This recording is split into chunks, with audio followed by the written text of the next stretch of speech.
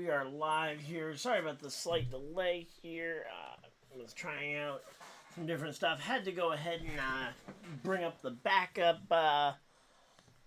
overlay system because the other one decided it did not want to cooperate today. So we are on the backup leaderboard here, and yeah, wish I could get a little bit more of a heads up when it decides it isn't going to work. But yeah. Alright, so we got top 20 drivers over there on the board. Had to go ahead and update it because for whatever reason my screen region did not want to cooperate this time to match it up with what we had before. So there we go.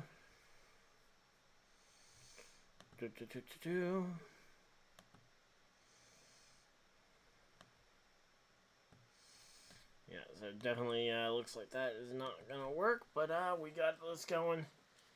Hey, Jamie, sure, we can hop on in. I just gotta grab my earbuds from the other room.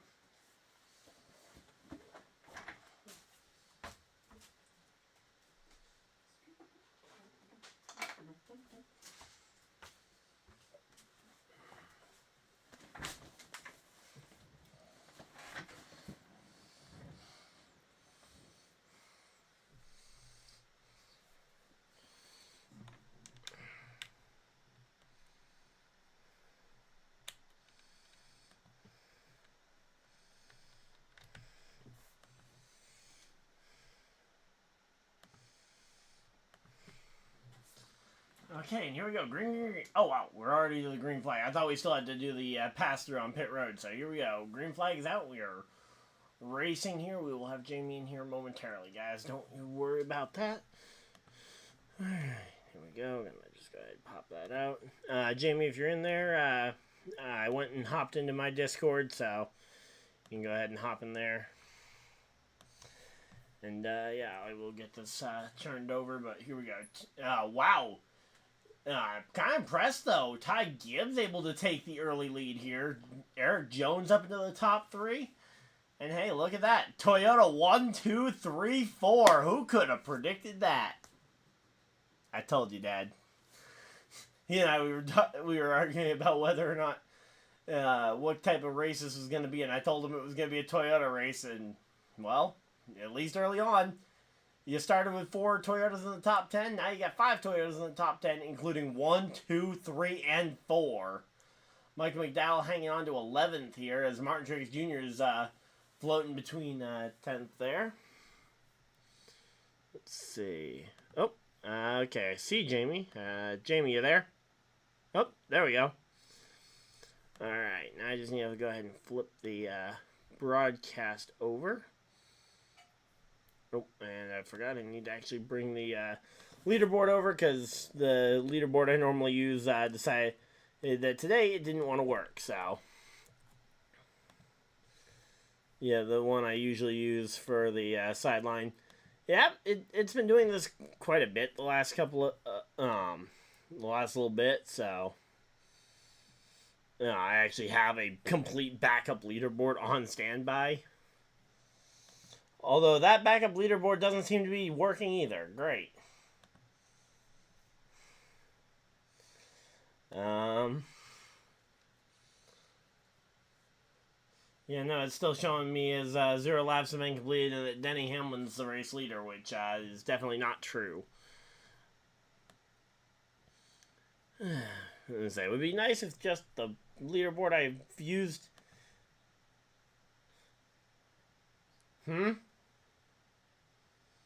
Did you say there's a crash? Alright, let's go ahead and see. Oh, there we go. I was gonna say, that 10 car looks a lot like the GoDaddy car, and yep, there we go. I'm just seeing the wreck. Yeah, Austin Dillon's in it. Austin Cindric. We took out 2 Austins for the price of 1. Yep. Buy 1 Austin, get the other Austin free of charge. Honestly, though, which Austin would be the one that you'd actually pay for in that situation versus the one you would get as the freebie added into that deal? You think Austin Dillon's the freebie? And because I mean, after what Cindric went through last year, I mean, he went on a very sharp decline. Dillon has at least seemed like a consistent option, even if he's consistently on the lower end. You know what you're getting.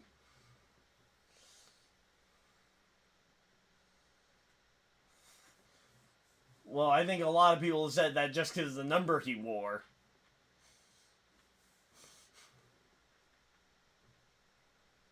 Yep. I mean, you can't drive a black number 3 and not have that association made.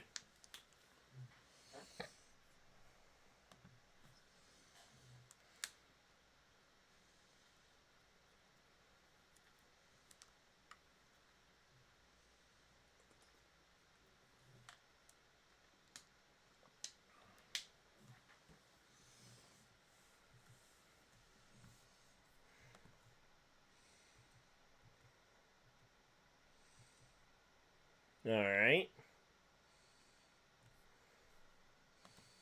Oh, and... Oh,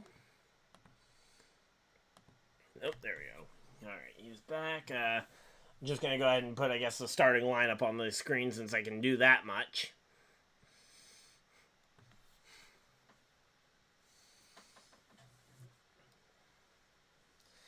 But, yeah. Let's say, who did you put in your fantasy lineup? I haven't gone and seen your roster yet.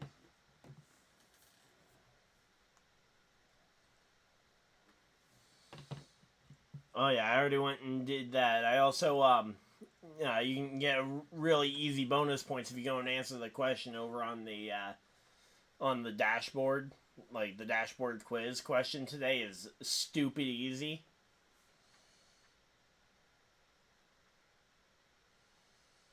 I'm assuming you're on the mobile app. These are words to work by. All right. So if you go to the if you hit like the the hamburger menu in the top corner, and then go to my profile, and then go to view activity, that should take you to your dashboard. And then if you just scroll below it where it says enter valid promo code, it'll say dashboard points with a question. This question rotates through roughly once a week, usually 1 or 2 a week, depending on how frequently they update it. And today's is a really easy question, and they even answered it on the broadcast earlier on while I was finishing up lunch. Yeah, I mean, it's a pretty easy question. There is not much debate.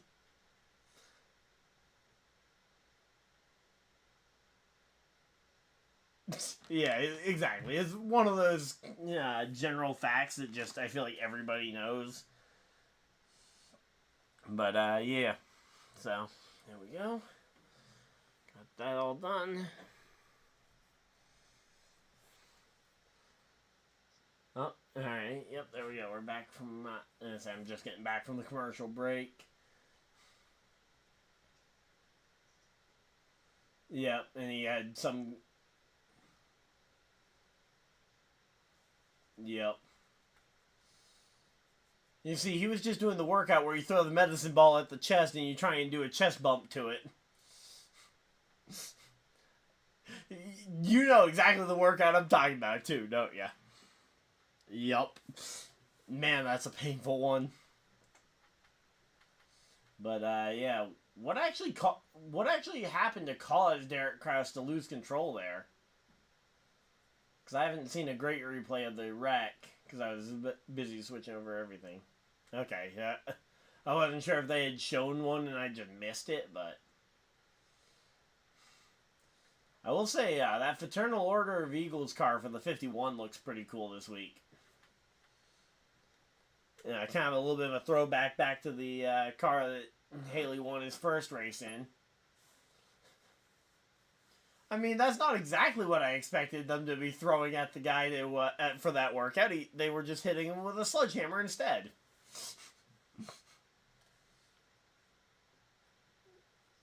If he misses... Yeah, because if he misses, your hands are destroyed. Yep.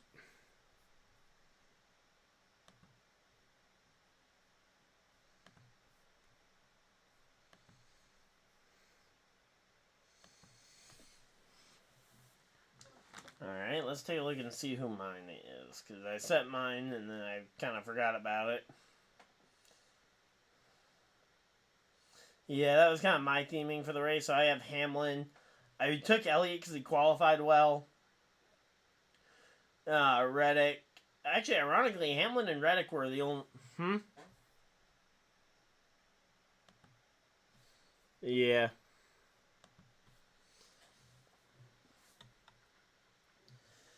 Yeah, so I took... Hamlin and Reddick were the only two Toyotas I actually committed to, although I could very easily see a case for Bell.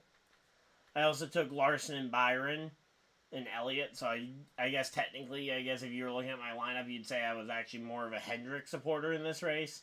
And then I have Blaney because if you've seen his stats at this track, there is no reason not to have Blaney in your lineup. Have you seen his stats in the next gen car at this track? It's like second, third, second. Blaney. Yeah, Blaney's got an insane stat line at this track. Yeah, I didn't use Blaney last week, so. Oh. We got classic leaderboard going. You see the stats and nope. Tried refreshing it to see if it was working, but it gave me hope, and then it crushed the hope. Let's try backup leaderboard 2.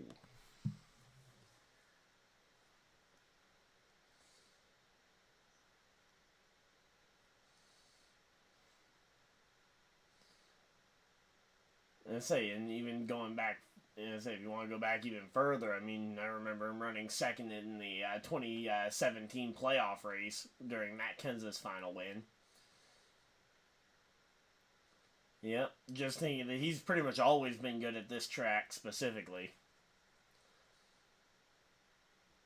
But, yep, so...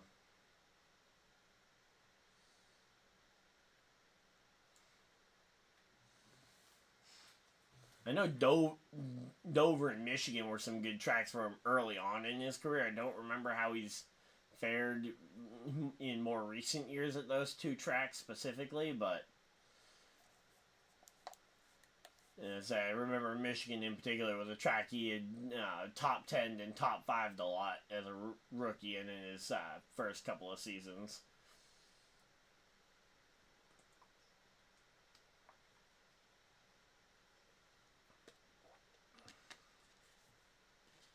Speaking of rookie years, can we talk a little bit about that kid in the 77, Hocevar, fighting to try and get up into 7th and make it triple 7th on the leaderboard?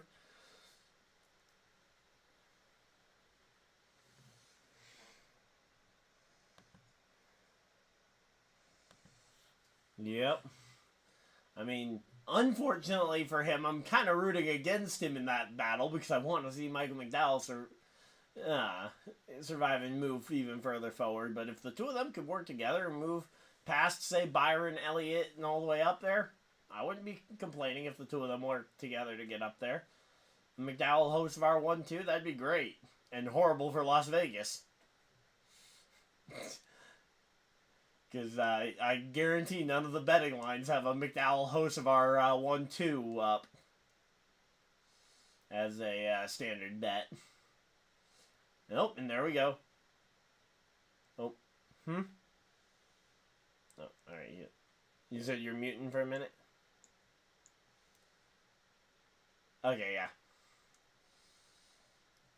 Alright, so here we go. So Ryan Blaney just made a big move there to pass both Noah Gragson and Kyle Larson there as he moved up into the 11th place with a 2-for-1 deal at Kmart there. So, as I say, Ryan Blaney making some moves. Again, we're expecting him to do pretty well here today. Logano's all the way back in 22nd. Wow, I did not expect him to be that far back. Bell and Nemechek having some trouble, but okay, Kyle Busch is up 10 spots since the restart? Are you kidding me? Can someone tell Kyle Busch to chill? Because I'm pretty sure you're not supposed to be able to pass that many people that quickly, Kyle. So here we go. We got a battle between Larson and Gragson here, battling it out for that. For I believe that is the 12th position right now. The problem is, the more and more those two fight, the more cars they're allowing into the fight. Guys like Suarez, Nemechek, Bell, Keselowski are going to be entering that fight. And if they start getting in that fight, you potentially have more guys going for that 2-for-1 deal and passing both of them and making that battle between Larson and Gragson going from battle for 12th down to maybe a battle for 15th or 16th. And there we go. Ryan Blaney makes the pass on Martin Truex Jr. to passes his way up into the top 10. Ryan Blaney is up to 10th there, and now we got our fastest laps, and shocker, the top 4 fastest laps in the race so far, Toyota, with tygibbs, Tyler Reddick, erikjones, and Denny Hamlin. And so far, tygibbs, he led the first lap from the outside front row, and he has yet to relinquish that lead. So there we go. Got all that, and it looks like we are ready to go here. Come on. Leaderboard, just work. Alright, I'm going to just go ahead and try out. Let's see, is that going to work? Nope.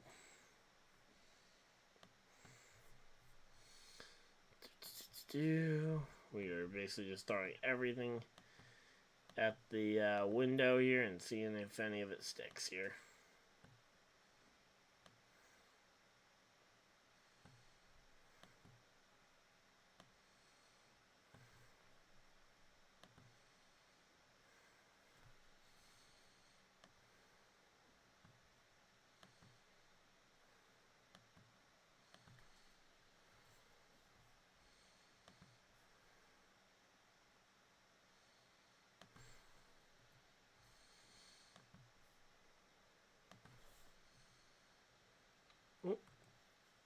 Did not mean to start recording there.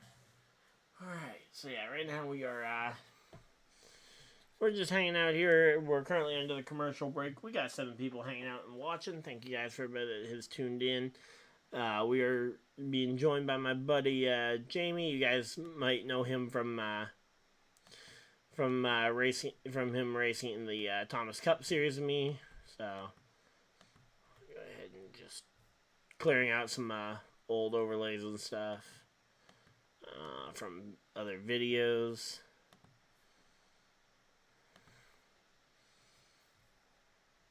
And stuff I don't actually need.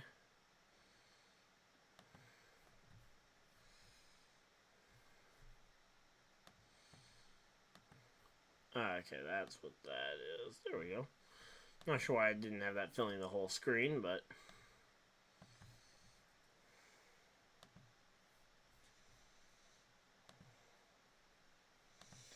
Alright, we're going to go ahead and just try something completely out there. See if it works. If it does, I look like a genius, and if not, oh well. We're literally throwing darts at a dartboard at this point. Trying to find something that works, and that is not something that works.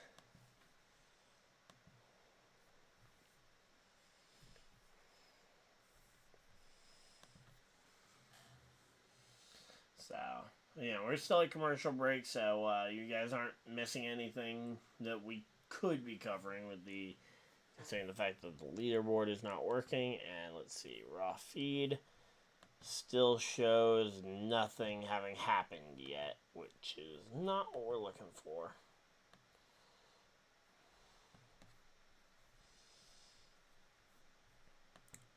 Alright, well, let's go ahead and just check chat real quick. How's everybody doing? So, we got 8 people hanging out in chat. Again, hopefully everybody's having a good day. Here we go. Yeah, we're still at commercial break. Again, just kind of throwing stuff at the... Oh, yeah, I got some... That'll be a good topic to talk about. And we're going to just swing through...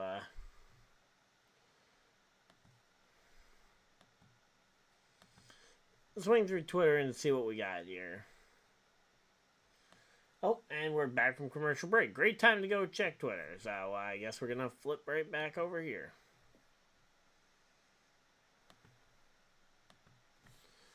Alright.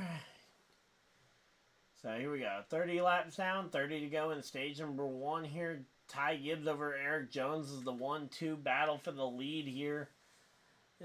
Hamlin and Reddick definitely looking strong as well. And then there's about a 1 second gap between Reddick and Chase Elliott between 4th and 5th position.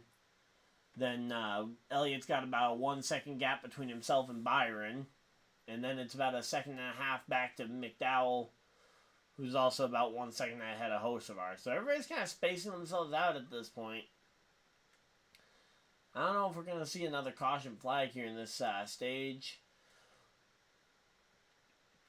And if we don't, it could very well be I think it's very likely that we see a Toyota landing stage 1's quote-unquote victory lane, or at least taking the checkered flag to win stage 1. Kyle Busch, though. Kyle Busch has entered the top 20. Let's go. Kyle Busch making moves. Let's go. So, making some good moves there for Kyle Busch. Again, William Byron, Chase Elliott, both just kind of hanging out inside the top 5. Right now, my fantasy lineup's not actually looking too terrible. I might be on track for my first top 15 in the fantasy league. Laps led at Phoenix by Toyotas over the last 4 races, which would be all the events in the next-gen car, if I'm not mistaken. The Toyotas led a total of 15 laps, and now today, Ty Gibbs already led 33 en route to this one. And there we go. Reddick has now dropped a spot here to Hamlin, and Jamie is back.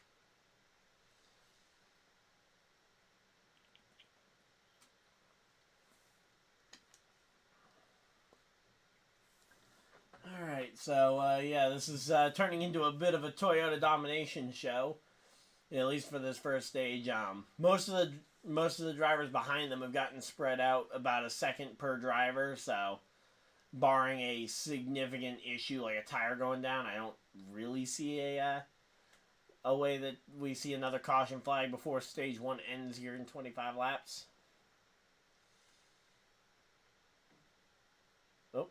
You muted your mic again. Oh, okay. I wasn't sure if you knew it. I saw you talking, so I wasn't sure if you knew that your mic was muted.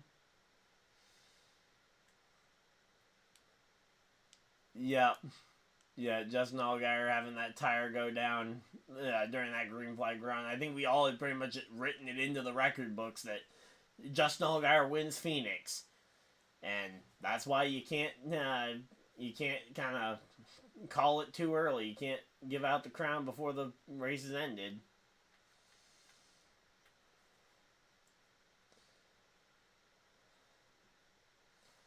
Yep. And tires love to help out fate. Which, also talking about yesterday's race, can we talk a minute about that caution flag for Hailie Deegan? Or did you not see that?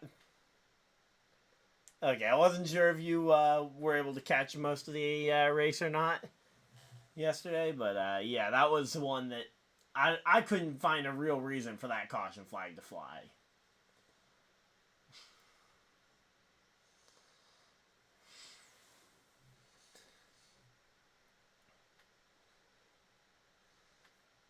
Yeah, it didn't really... He's just trying to grab the microphone that it looks like. But, yeah, I mean, it's one of those things where it's like, I get it. You know, you wanted to try and spice up the race with a caution, and the second you thought you saw something, but,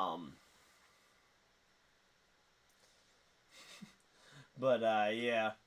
And, you know, it's just one of those things where you find it hard to justify the yellow flag, and it really starts to bring into question kind of NASCAR's decision making when you look at the cautions that they do call, and then you look at some of the ones where, oh, they didn't call that one for a while. Yeah, just a bunch to field back up, and then they got what they wanted. They got 15 wrecked race cars the very next restart.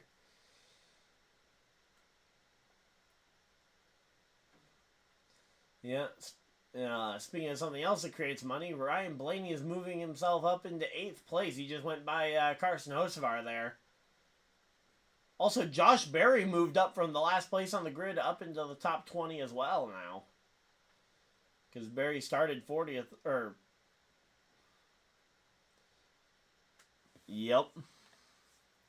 But, yeah, I was seeing Josh Berry as well, poking his front fender up into the top 20 there for a moment. But, yeah, I'm just continually refreshing the leaderboard page, waiting to see if it'll update at some point.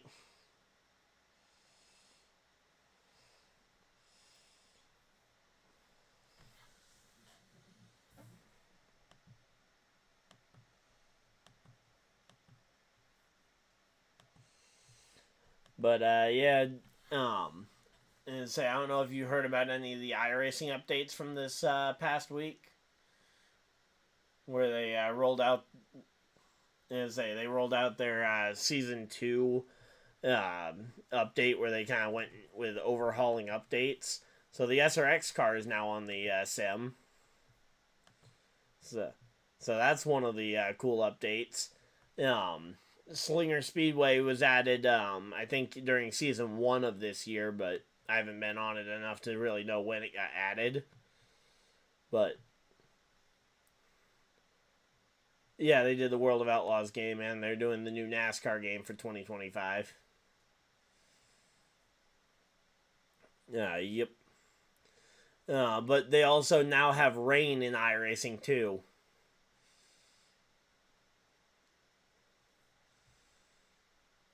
Yep. But, yeah, they also went and added rain this week. Yeah, I got to listen to a bit of it. But, yeah, I also got to catch the end. I got to watch the end of the Indy Next race as well earlier in the day.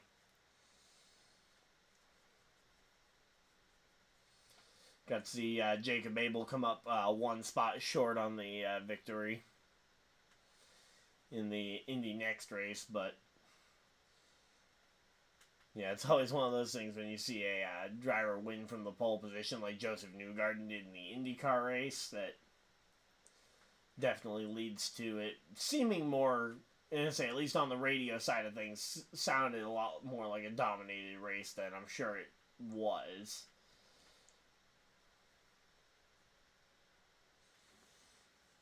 Oh.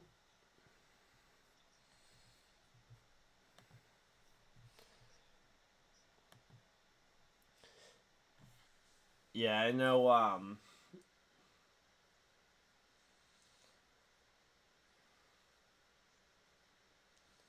Yep. Oh, come on! We had to show that win highlight for Kevin Harvick. Of all of his wins, we had to see that one. Come on. They had to highlight the Kevin Harvick over Carl Edwards win from 2016, where the margin of victory was less than one can of Busch between the two of them. But here we go. Let's see. There's no real notable changes up in that top 10. Looks like Hocevar, he slid back to 11th now. Oh, and down to 12th as Kyle Larson goes on by him. But, steady progress here as we got 12 laps to go in stage number 1 here.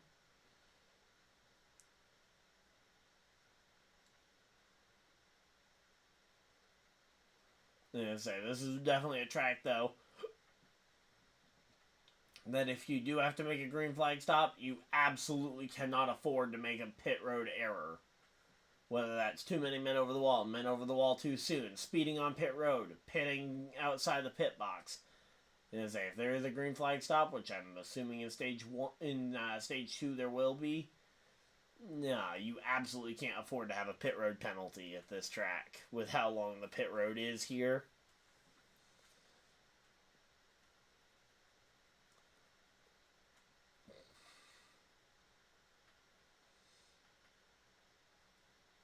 Say Kyle Busch, Kyle Busch, Kyle Busch, Kyle Busch. Did I forget a Kyle Busch penalty in there somewhere?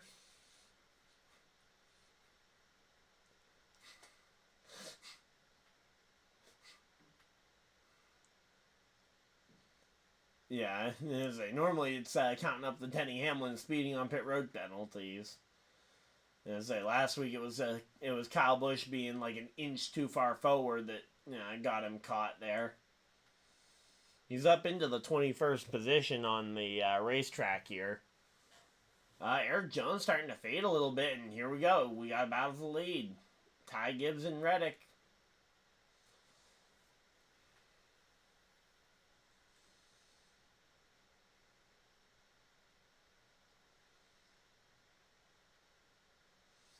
All right. Yeah, the question is whether or not he can hold on. He can hold on to that third spot or fourth spot. I mean, because as long as he can hold on to fourth ahead of Chase Elliott, I don't think it'll be too big a deal. Because then they can hold out that top 4 lockout for the Toyotas. Now the real question is, what will the Toyotas do on the restart after the stage if they do maintain that 1, 2, 3, 4? Because at a normal racetrack, like say a Vegas, you would expect that 2 would take the top, 2 would take the bottom, and they would organize shuffling into the inside line. You can't do that at this track because of how wide it is.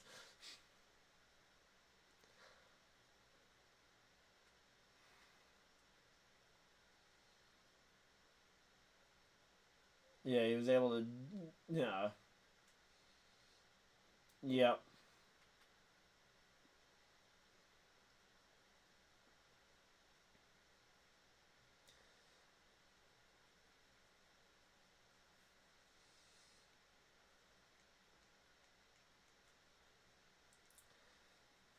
Yep. I will say, I was really disappointed when Michael McDowell was running the run for the pole at the very end of qualifying on Saturday yesterday. I mean, I know why he ran higher up the track. He'd seen, what was it, like 5, 6 guys before him go and try and dive like that to try and catch Hamlin's lap, and none of them were able to do it. So he tried staying up higher to see if he could roll the momentum, but just got nowhere close. Yep.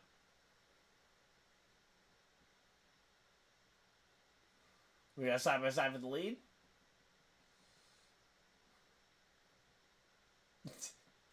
The inverted numbers. Yep, the 54 and 45, yep. Good old teammates. Although they aren't even technically in-house teammates. Yeah, Tyler and Ty. Could you imagine if those two ended in a tie?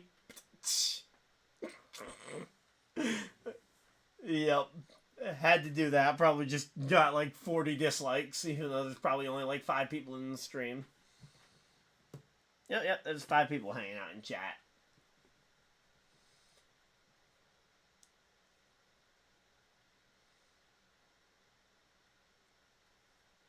Yeah, well, speaking of red, you got Reddick taking the lead here, and say this is the type of track I kind of expect the dirt racers, your Larsons, your Briscoes, your Bells, to kind of excel on the long run. As the track and the grip starts to shift around, those guys who are used to shifting around in different lanes, finding kind of that new groove, trying to figure out where that groove moves to. And that's something that those dirt racers are so good at.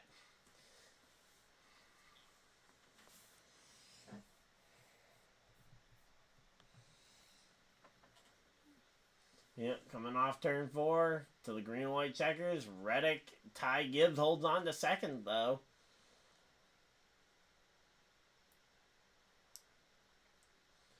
Hey, Mike McDowell still gets some stage points. There we go. Yeah, it's a 1, 2, 3, 4 for Toyota.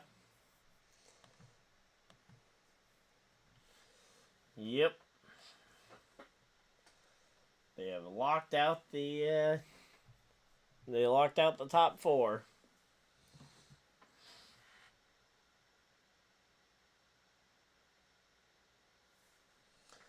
Marie, we can't show the race due to copyright. We can't go ahead and just show the broadcast due to the copyright.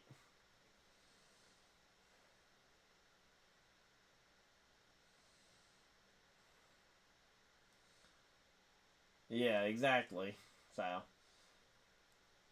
but yeah, for the most part, these types of streams, it's for people who either want either alternate commentary, because honestly, the TV commentary is, especially in previous years, has been not my favorite, or for people who have cut the cord and can't find a way to watch the race, but still want to hear how their favorite drivers are doing. Or if you're on a long road trip, potentially, and don't have access to the radio, or again, prefer our coverage. So.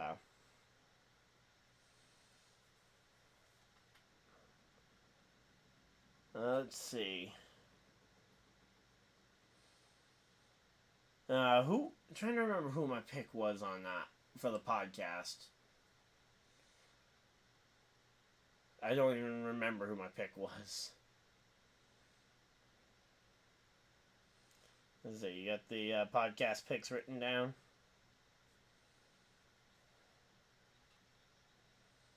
Okay. Well, he's up to 11th now, at least, at the time of the stage. But, yeah, it looks like I'm on pace for my first top 15.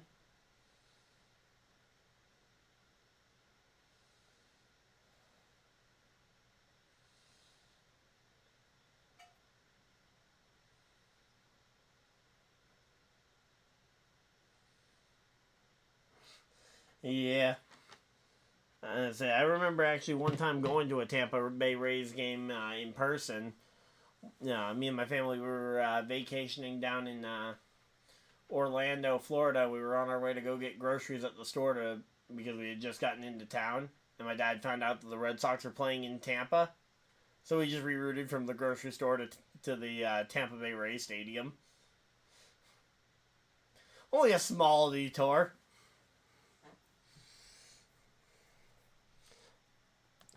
I mean, seems like a reasonable type of detour, right? Going to the grocery store, end up going to a baseball game instead in a completely different town.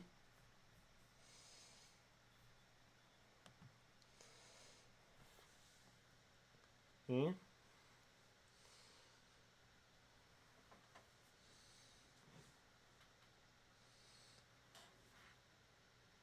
Yeah.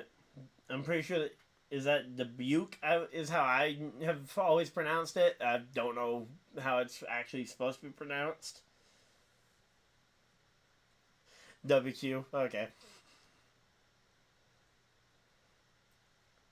No. Not really sure. Yeah, WQ, if you're listening, go ahead and correct us on our pronunciation, because I'm sure we're wrong here. So yeah. Then we got me over then GL Racing. Then we got Shadowhawk and you rounding out the top 5. Okay, that is John. Okay, I thought I always originally assumed that he might have been JJ Legacy 84. Although JJ Legacy is newer to the game, and GL Racing's been around for a couple of seasons now.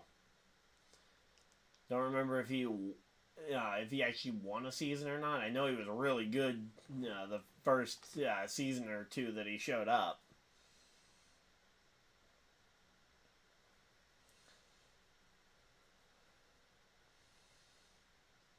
Alright. Also, are we talking about just for this round of stops or for the whole race? Oh, for this round, let's say 2 speeding penalties and 1 pit crew technicality, whether that's an uncontrolled tire or guys over the wall too soon or whichever. I think we're going to see 1 pit road technicality and 2 speeding is the combo platter I'm expecting here.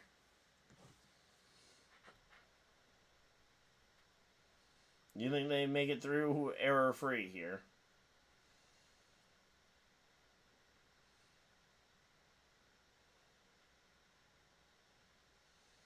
Alright, well, let's see. There we go. Denny Hamlin up to the top of the board. Those Hendrick pit crews getting Byron and Elliott a couple of spots there. Tygibbs losing 3 spots, and erikjones losing 6 stops in the pit box there. Well, I know it's not a pit road technicality, but can we chalk that one up as a pit road penalty? To say losing 6 spots on pit road might as well be a tail end of the longest line.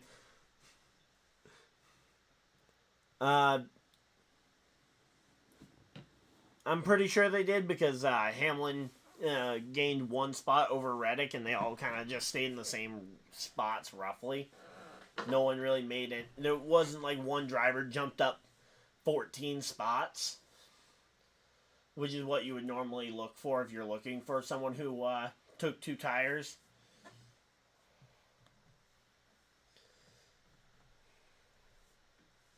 So yeah, I'm pretty sure they all took 4.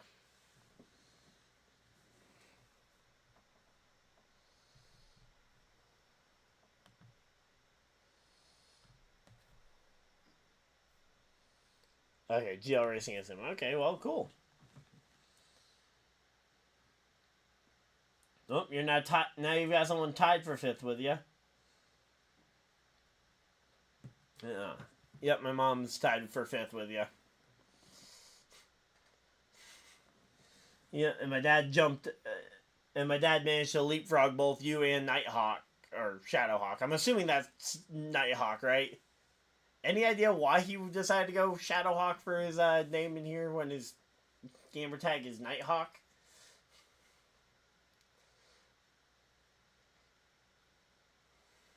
Oh, okay, so he couldn't do the same for both. Yep.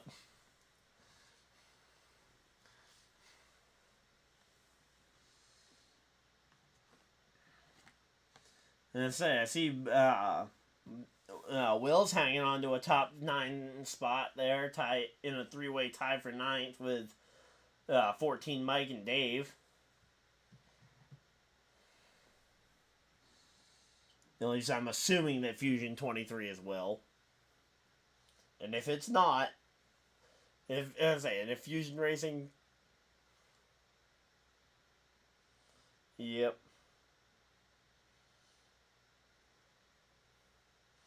Oh, uh-oh.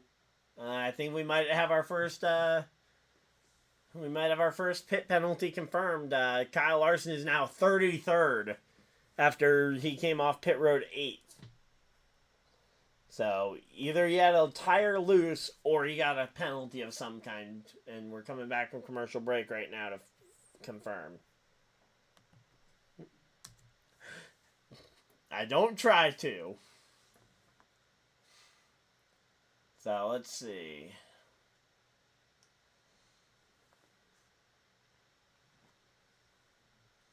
It was a loose lug nut? Okay. Well, hey, you know what? At least I haven't done it to any of my guys this week yet. So.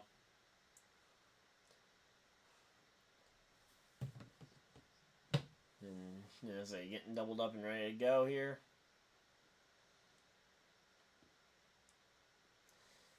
Yeah, curious to see how these Hendrick Chevys try and work against the Toyotas who have been so strong to start this race. Although you do have less of them as the pace car dives for pit road, and you got to dive real early for this pit road because the pit road is. This is such a long pit road. Like, yep, I'm getting ready to go watch him fan out like a peacock's feathers. Yep. So I'm only just now getting them to the green start. Green, green, green. Green flag's out, and the restart is underway. And yep. There's a GoDaddy car way up top. Yep. Yeah, the delays won't be as bad when we get to the FS1 and or Peacock portions of the season, but yeah, for whatever reason, the network Fox is delayed significantly comparatively to the FS1 stuff, so.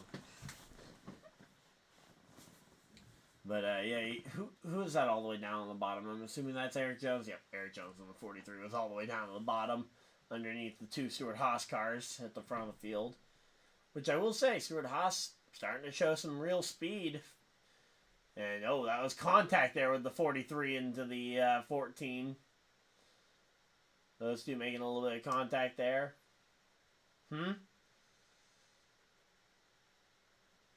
Nope. And Martin Truex Jr. Passes both of them on the top side as he moves up to 9th here. erikjones still struggling to try and get any sort of grip here as they go. Is that about to be 4 wide for a spot? And Fox cuts away from it. Is that like their specialty? Is cutting away from 4 and 5 wide battles? Because I don't know how you can pull that off so frequently and still manage to miss everything. But yeah, tygibbs versus Byron. I will say, this is actually a pretty good battle that they're showing. But just the fact that they cut away from a 4 wide battle for a 2 wide duel that will probably last 12 laps, considering the way that these races go. So now they're going to show what happened on erikjones' pit stop to slow him down.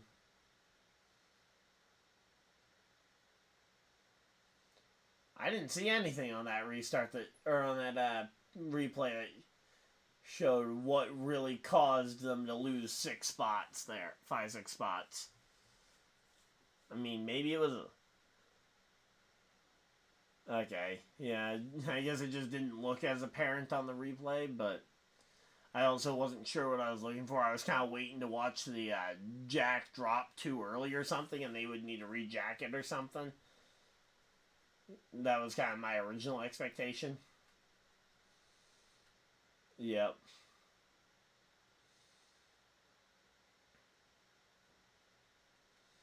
Oh, fun.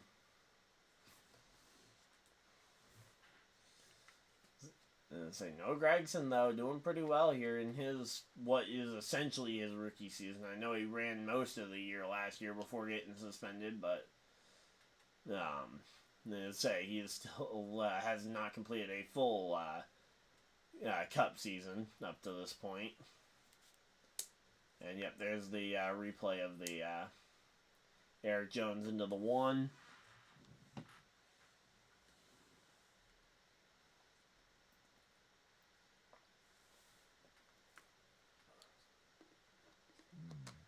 I'm curious to see how McDowell adapts now that he's back in 15th place here for the restart.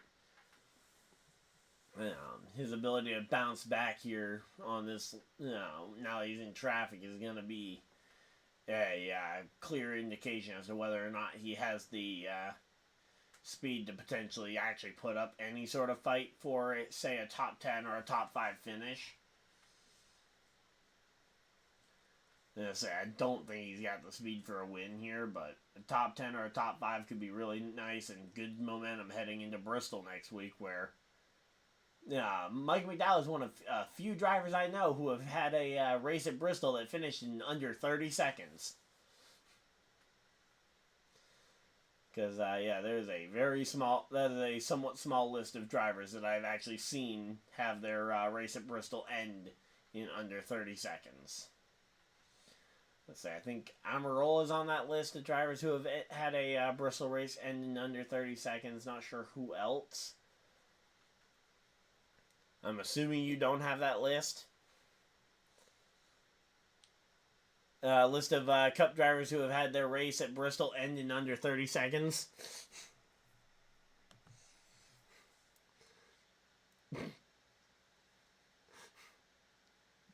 Yeah.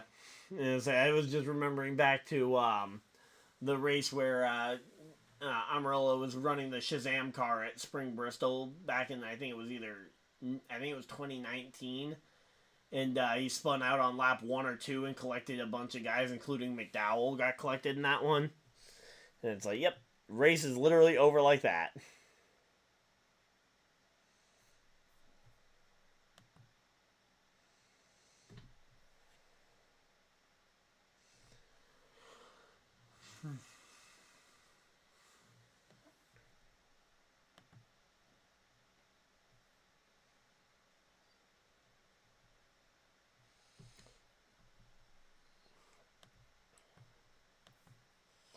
I will say, scheduling the stream was a pain in the half today for whatever reason.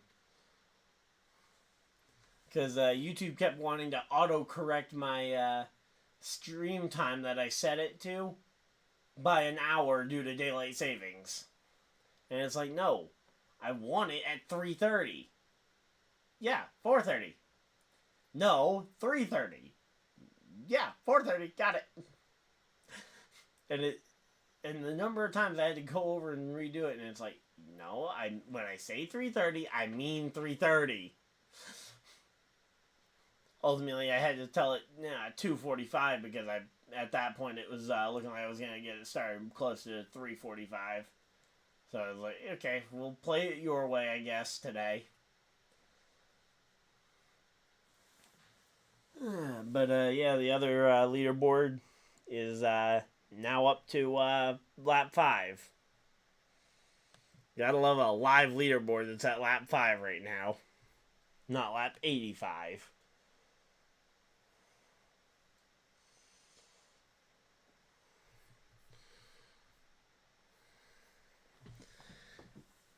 Actually, I just thought about another way I might be able to get at least something for a leaderboard going.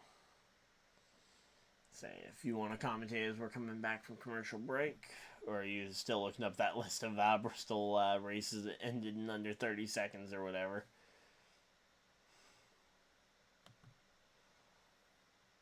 Yeah, that's going to be an obscure list. Yeah, that is definitely not a list I think anybody would have compiled, and honestly, I don't know if anybody actually even cared about it until I went and mentioned it. But at least I know that there's probably at least one person watching who now can't think of it and can't wait to hear the answer. You know, there's at least one person.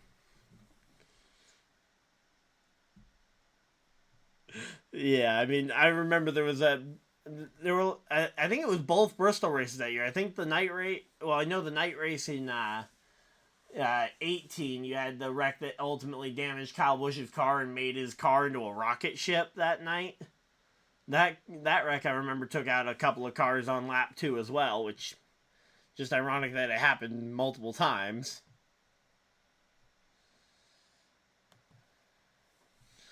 So there we go. But yeah, if you want to call the race while I'm getting this leaderboard going.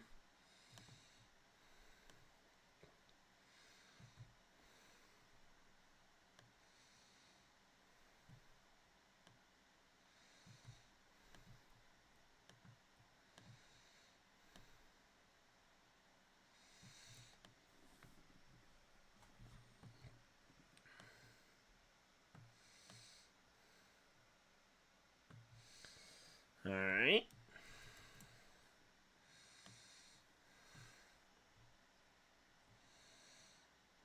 Ooh, wow. Wait, he's fallen to 11th? I mean, as I say, that's not too far from where he restarted, is it? Yeah, the early on speed. Oh.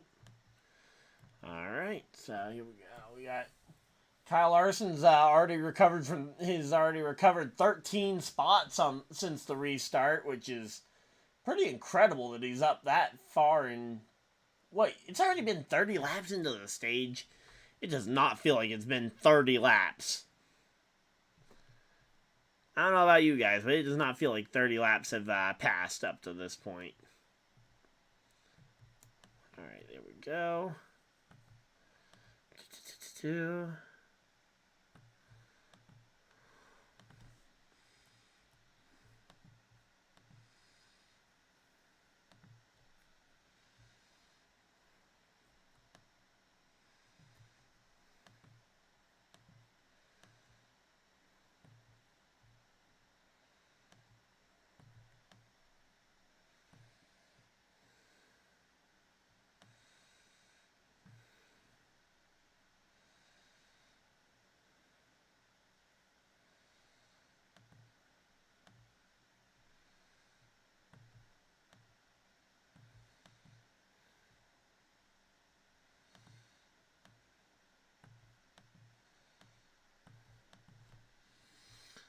Alright, there we go.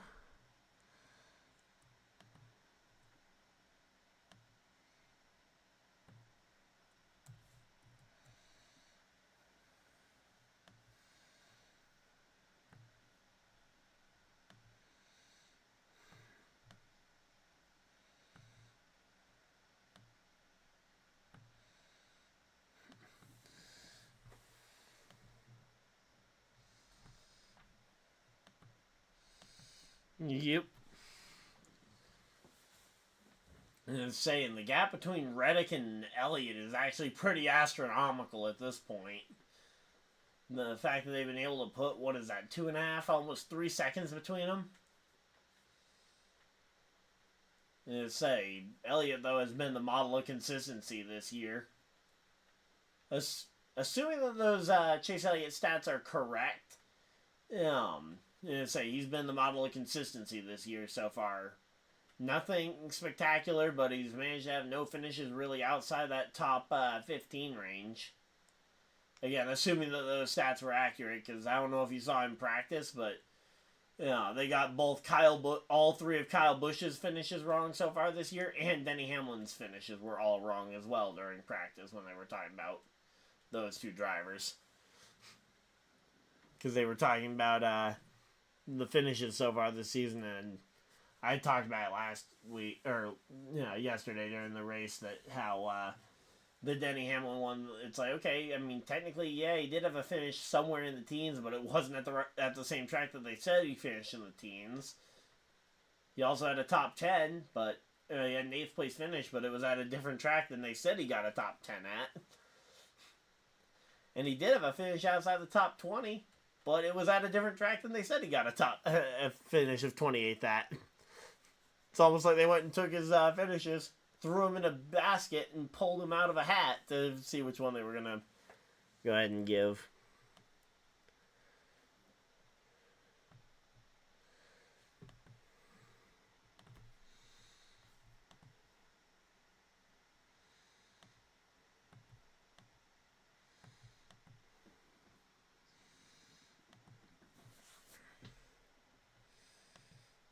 Yeah, that's pretty good. Can't complain about that. Let's go ahead and just go ahead and slide them over. I could have used some rain boots at work today. It has been absolutely pouring here today.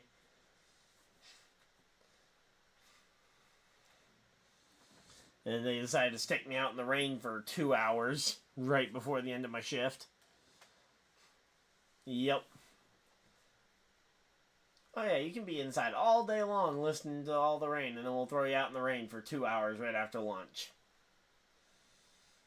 Which was also weird that I had my lunch break with ended with 2 hours left in my shift.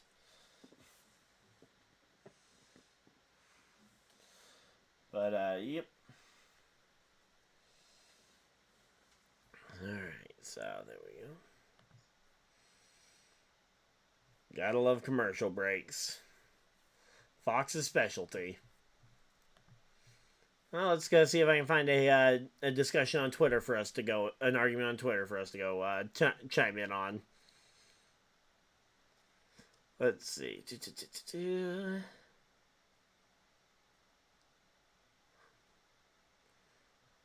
Oh, I found somebody complaining about Denny Hamlin's paint scheme. You want to join in on that one?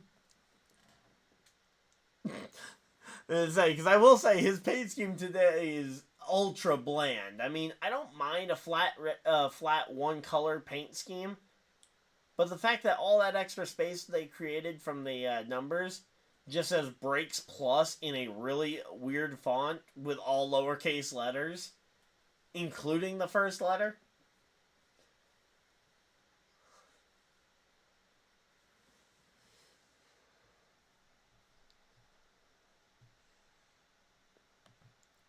Alright, well, I'll go ahead and come up with a couple of, we can go ahead and throw up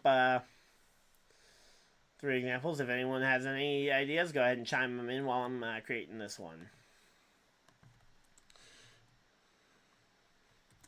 Yep. Oh, by the way, the post I found on Twitter was actually supporting. It was someone retweeting the complaint about it, but actually saying, how is anyone complaining about it? Which, I think it should be pretty obvious how people are complaining about this, but...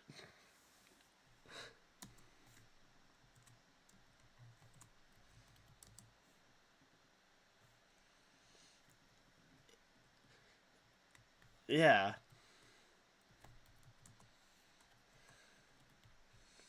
So...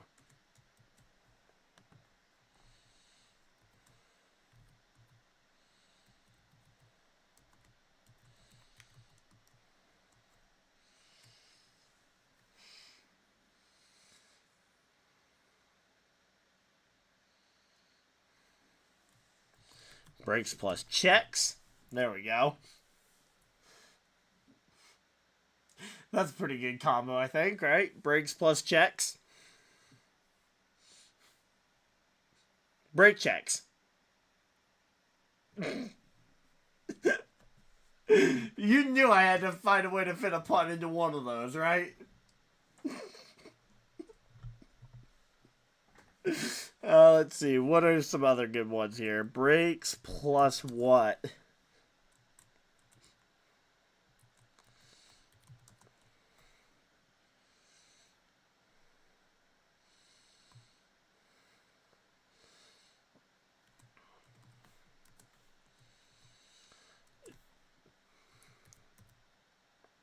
There we go. I added one letter to that one. DHNF. Brakes plus 11 equals Denny Hamlin not finish.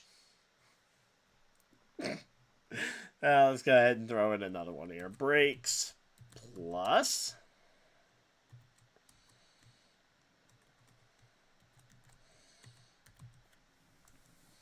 Alright, brakes plus...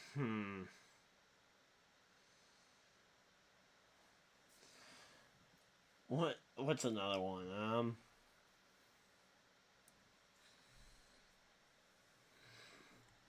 Brakes plus MTJ equals winning for stage brakes? I don't know. I'm trying to think of good jokes here, but because I know stage brakes are kind of Martin Truex Jr.'s thing. Anyone else got any good brakes plus puns? I'm sure there are some. I'm just not thinking of them right now.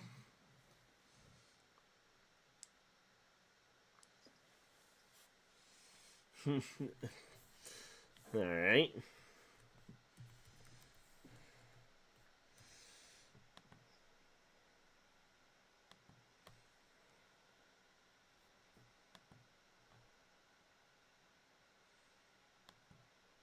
Yep.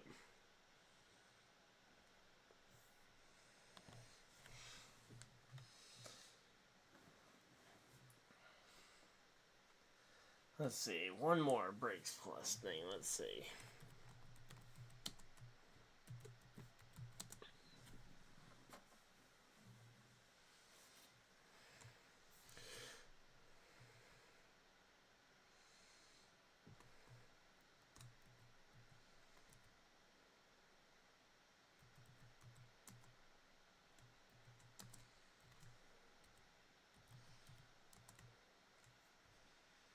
Alright, I think I'm going to run out of characters for this one.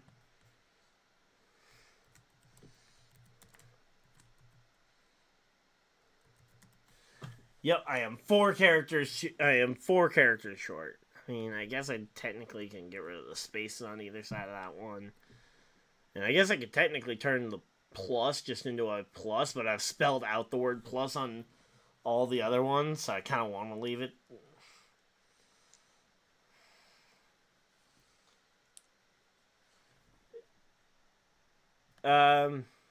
Should be able to hear you. Oh, I have desktop audio down. There we go. It should be, yours should be working. The reason why your face cam was blank is because I had minimized the tab to go and work on the poll here. Okay. So it'll go back up the second I get this done, so. Alright, well, this isn't ideal. I wish I could actually keep the word plus in. So there we go. There's the poll with the 4 brakes plus puns. So there we go. Now your face cam should Brakes be up plus there. corners equals short track racing.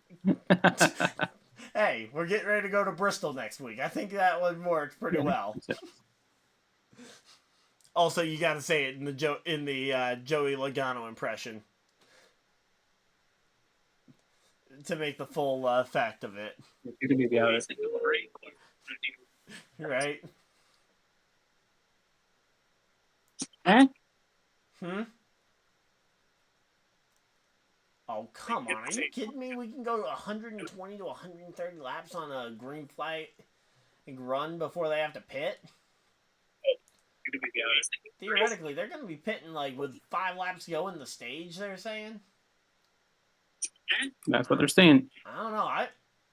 I'd be curious to see if somebody further back, maybe a Keselowski, maybe someone even further back, maybe a Joey Logano who we haven't really heard from today.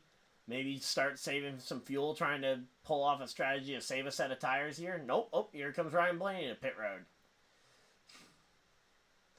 So Blaney's trying to force their hand by pitting early to try and force the issue. Got Chastain on pit road. Larson's on pit road as well.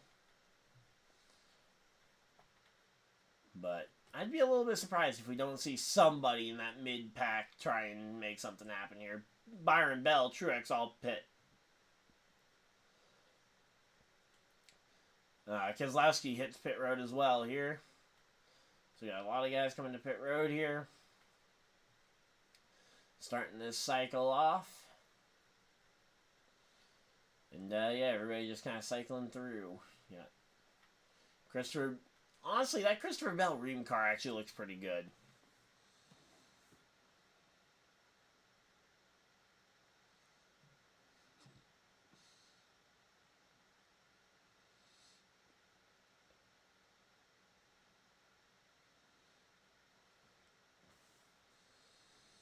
So there we go. Well, looks like it's about a 50-50 between the, oh, Rumble's in chat saying how Phoenix sucks. I don't know if it's that bad. I actually enjoy it.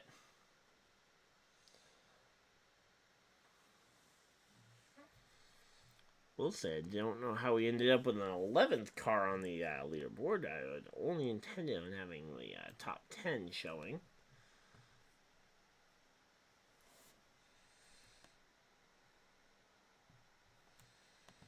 Go. Alright, and now we got Reddick and Denny Hamlin on pit road. Todd Gilliland bubbles to the top of the board. Kyle Busch, Stenhouse, hosts of our couple of the other drivers who have not pit yet. You got Derek Kraus currently 1 lap behind the race. Grala's a lap behind. So it's looking insane, but that's with Hamlin leading. Hamlin's on pit road right now, so I'm curious to see. Yep, there we go. So Derek Kraus and Grala have both unlapped themselves. Kaz Grala hits pit road. Looks like Stenhouse and Husvar are battling it out for position right now inside the top 10. But it looks like Hamlin's not even going to drop outside the top 5 here as he exits pit road with Josh Berry. And you've got 5 drivers on the lead, or 5 drivers who have not pit so far. Gilliland, Kyle Busch, Stenhouse, Hocevar, Derek Kraus, and can we have one of those phantom debris yellows or competition caution or something here?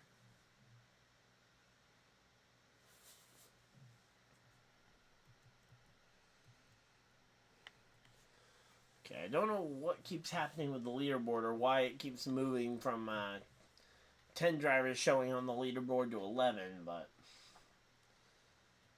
there we go. 61 laps down here, and again, I would be curious to see if one of these drivers that has stayed out to this point might try the fuel mileage strategy, although at this point there's very little reason to try it at this point, aside from maybe waiting for a yellow, because at this point you got Denny Hamlin right on the back bumper of Derek Kraus. So Denny Hamlin's already once Denny Hamlin passes Kraus, I mean, I know he could stay out and potentially hope for a caution flag to save him, but it's going to be so much harder when you're to justify staying out when guys that already pit are already passing you for position. So there we go. Hamlin, Reddick both get by him. Right now, though, Kyle Busch holds on to that second position. Todd Gilliland leads. And,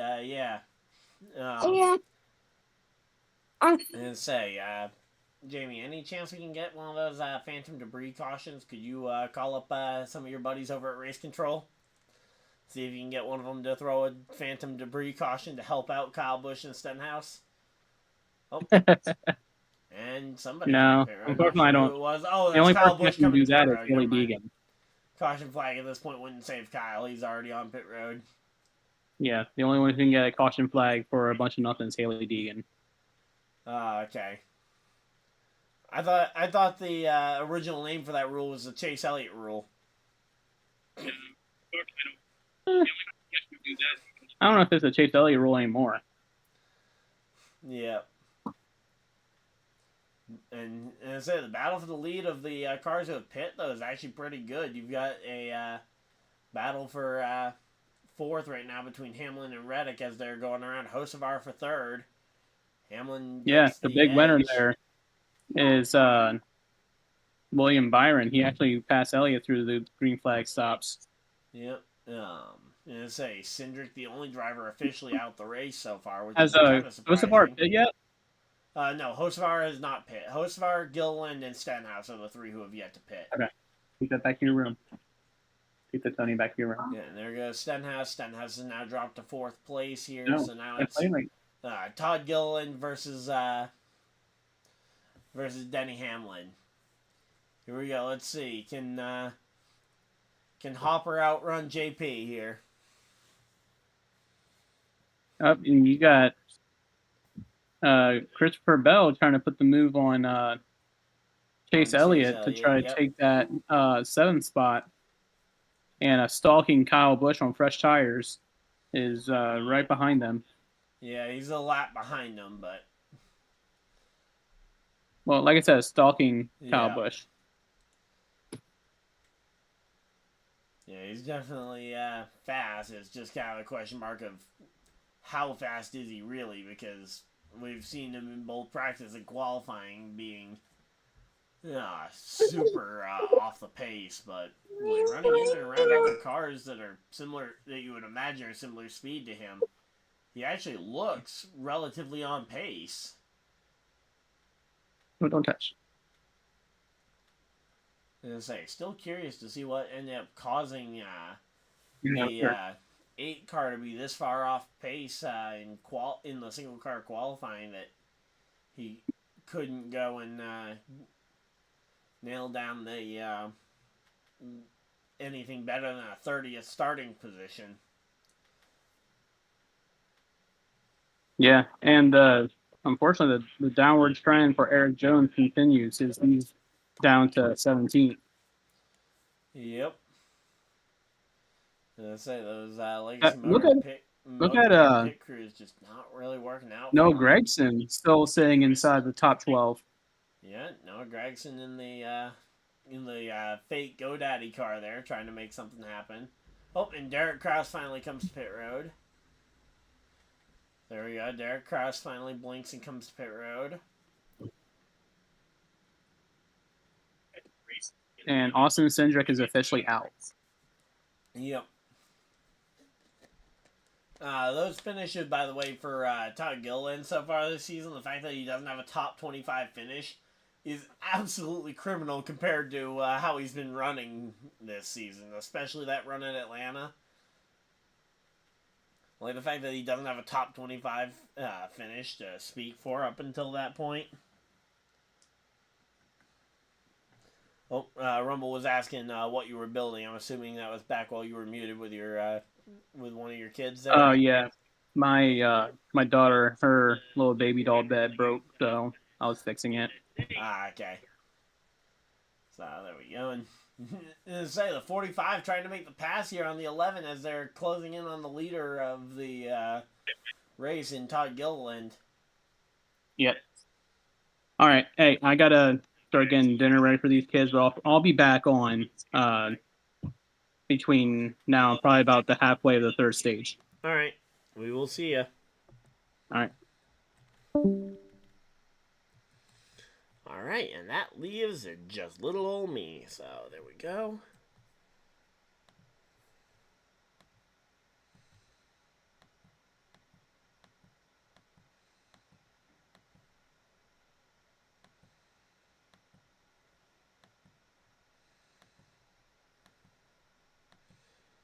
All right, there we go. That's the important part there. All right, so here we go. Reddick and Hamlin have taken over the top two spots. Reddick holding down the lead. You got Todd Gilliland going out here, and yep, there we go. We have actually managed to maintain getting ourselves a pretty good average finish here. So again, thank you to Jamie for popping in here, and again, he'll be back. He'll be back later on in the race. He's just got to go fix dinner, so. And, yeah, they went to commercial break, so.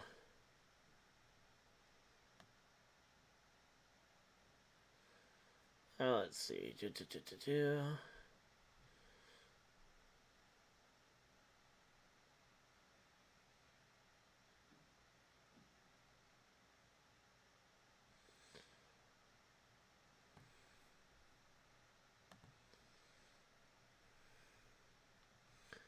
Well, let's check Twitter, see if we can find another good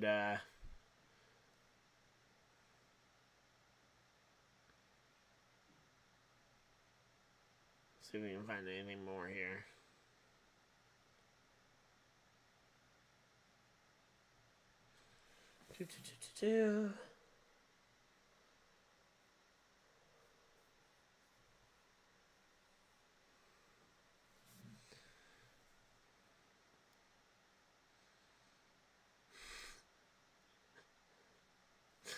Yep, there's the replay of the hammer.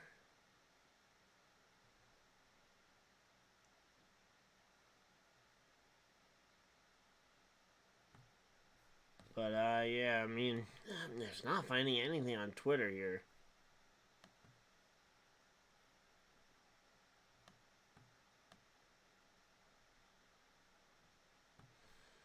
So, let's see. Oh! Classic leaderboard might be up and working. Let's go. Yeah, classic leaderboard's working. Let's go. Alright, we're going to shift over to the classic leaderboard here in just a moment. Let's go. And, oh, nope, not that. That's my Championship 4 tracker. Okay, let's see. Nope, that's Arkham stuff.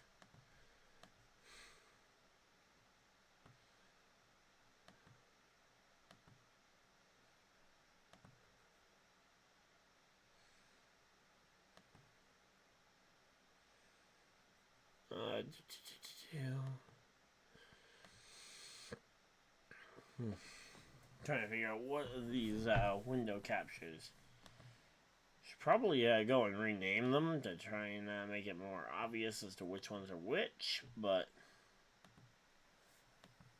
alright.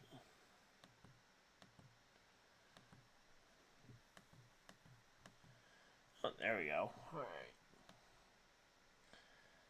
There we go. That looks to be that one, and now we just need to figure out which one of these is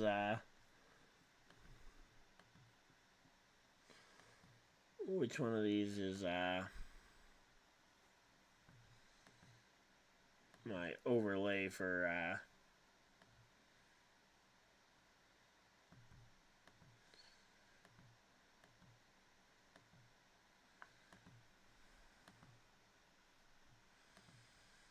Alright, here we go. We're just gonna have to I guess we're gonna have to rebuild this one real quick. Oh, nope, not that one. Alright, copy and paste.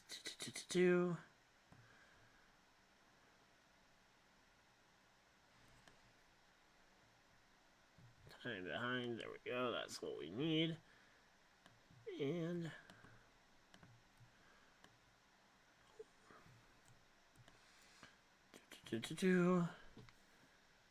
and shifting it over.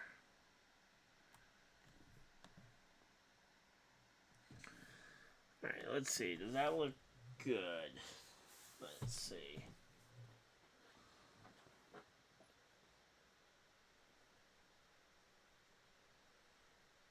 Zooming in.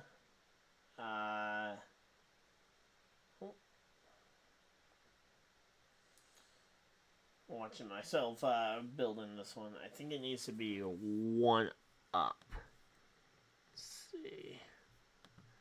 There we go. That's perfect. There we go.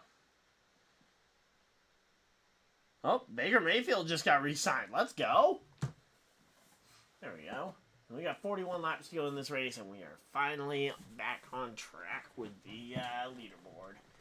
So, Toyotas have now managed to nail down the top 3 spots, although Reddick and Hamlin now have a 5.5 second lead here in stage number 2. I mean, they are just putting a thorough beat down here on the field. I know my buddy Ernest at work was telling me that he did not want a thorough beat down like this one again.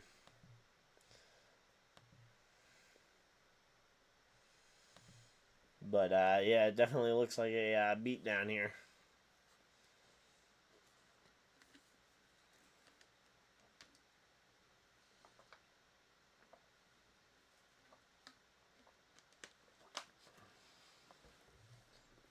Alright, so here we go.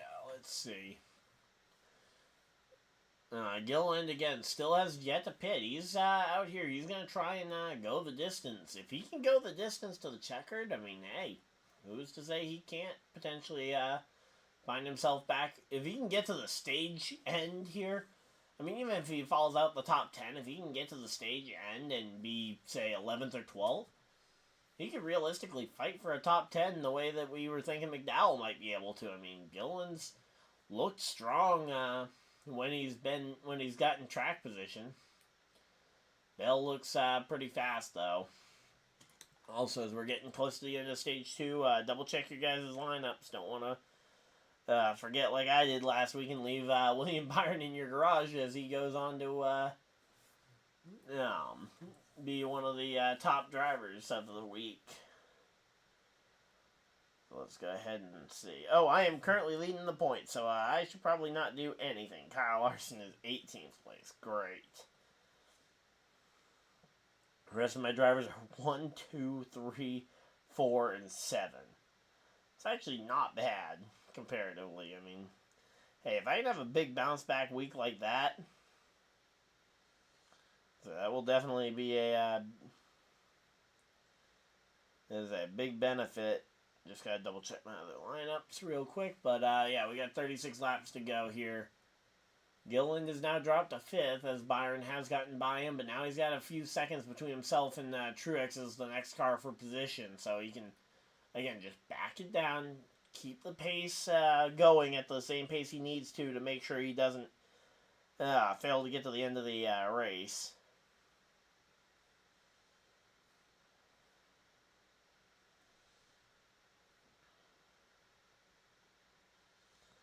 Let's see. Two.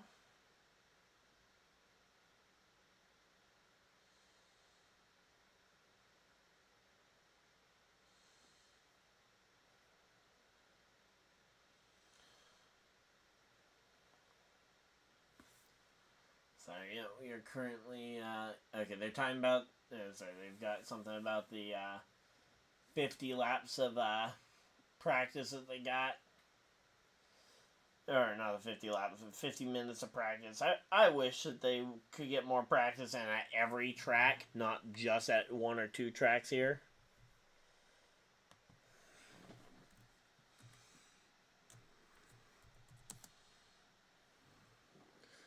But yeah, I can't wait to hear what Jamie's thoughts are on the new Baker Mayfield contract.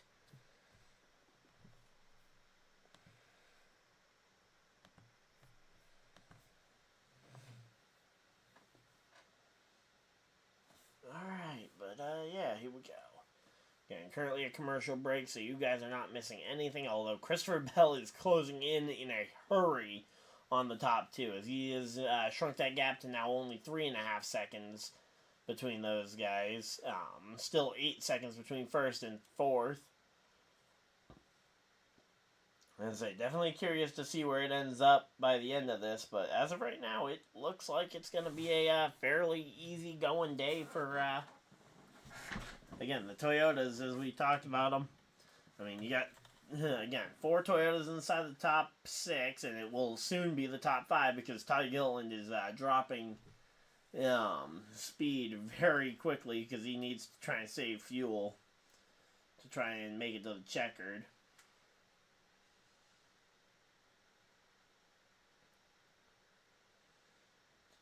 Let's see.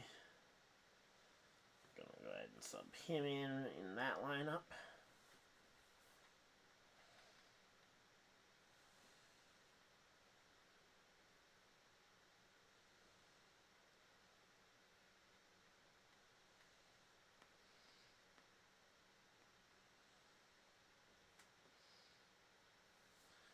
Alright, here we go.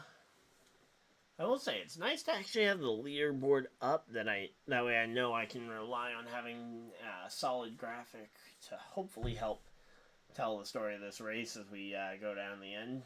Alex Bowman up into the top 10, or up into 11th, will be top 10 when Gilliland, when we assume that Gilliland will eventually pit. I'm not even convinced though right now that he is going to end up coming to pit road. I think he could try and stay out all the way to the checkered.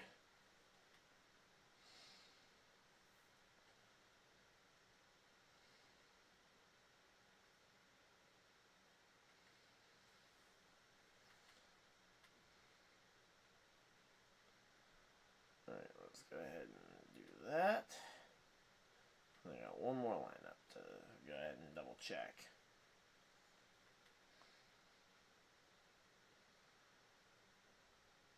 Alright, so here we go. Let's see. We still got 6 people hanging out in chat. How's it going? Alright, and they're coming back from commercial break. Still 27 laps to go. Still plenty of time for something to happen in this stage, but as of right now, it's kind of drawn out. Again, Bell is definitely closing. The problem is that Bell's got a lot of distance still to have to close in on. Here we go. We got a battle between Blaney and Elliott in behind Gilliland. Gilliland's gotten passed by Martin Truex Jr. and now he's got Elliott and Blaney breathing down his neck here for the to try and take 6th place away from him. Blaney on the outside. You got Chase Elliott stopped on the inside, or stuck on the inside line behind him. Problem is, stuck on the inside is not going to be a problem at this track for very long, because if you got to wall to your inside for a moment, you're about to have a wide open area to start diving down to and to try and take that lead. Or in this case, taking 6th place away from a slow car that you're trying to lap here. Meanwhile, the 38 is doing everything he can to save as much gas as he can to try and make it to the checkered flag.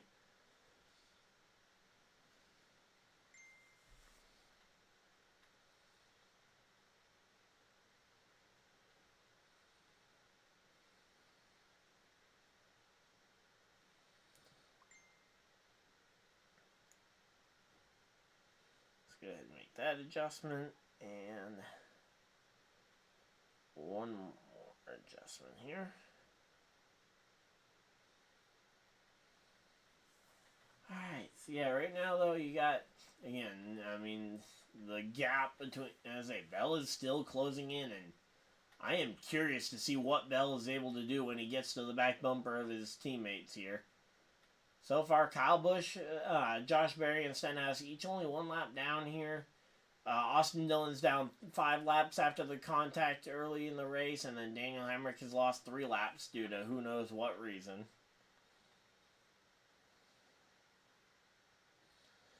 Alright, so there we go. And yeah, right now though, we got ourselves a pretty decent race going here. 23 to go in this stage. Meanwhile, Keselowski has not been able to...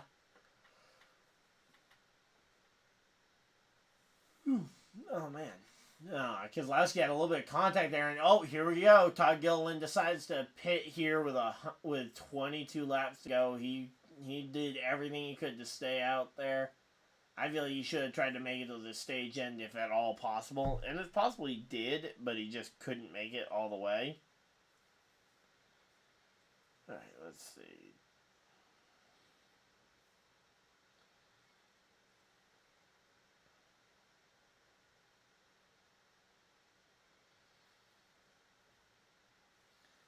And that should be the last roster I have to set.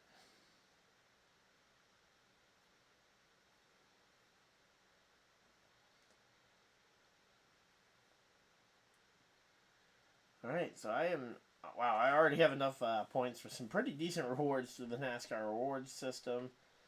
And let's go ahead and check out the league standings real quick. Because again, right now, this is the slow part of the race, which actually isn't a bad thing that this part of the race has gotten a little bit slow for those of you guys who play the NASCAR fantasy game. Again, we got 20 laps left before the garage gets locked and you can no longer swap in and out your garage driver.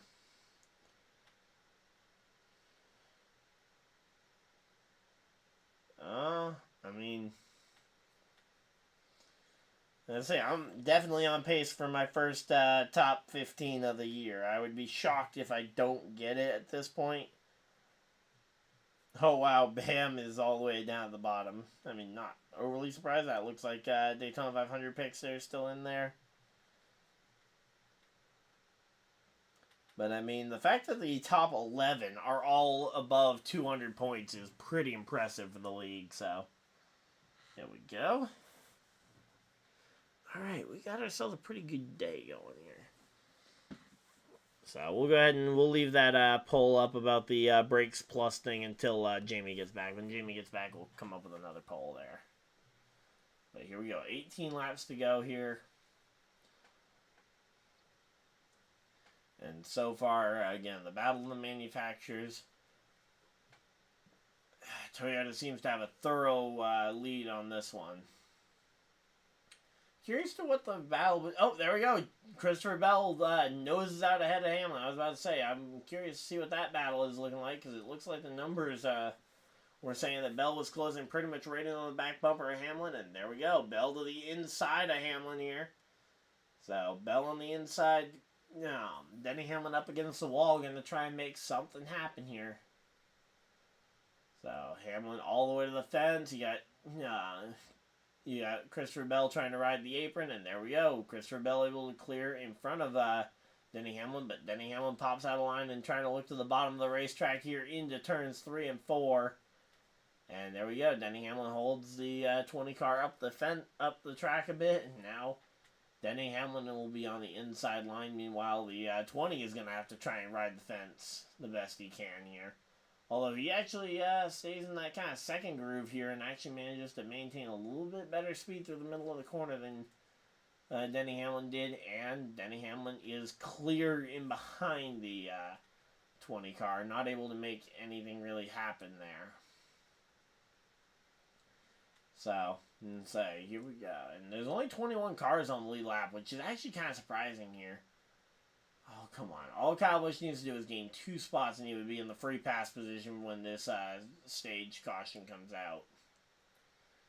Because I know he's not gonna stay out to try and flip the strategy, but it's one of those things where it's like, it'd be cool if he did. And I say, it'd certainly be gutsy if he went and called that we're gonna get another caution flag. And we head to Bristol next week. Let's go. I'm excited for that one.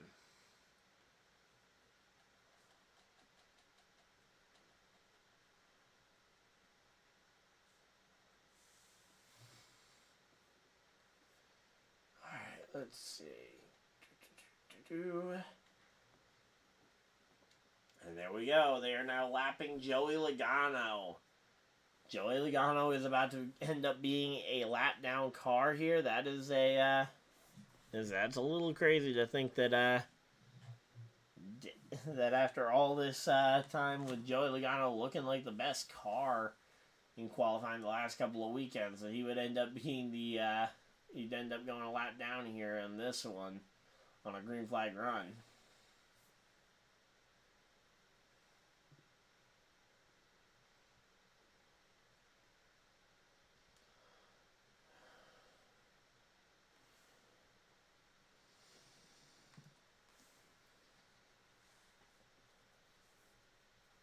So here we go. Now you got Bell to the inside of Reddick. There we go. Christopher Bell has made himself known here. So Bell, Reddick, Hamlin. I mean, you got 3 fast Toyotas in those 3 spots here.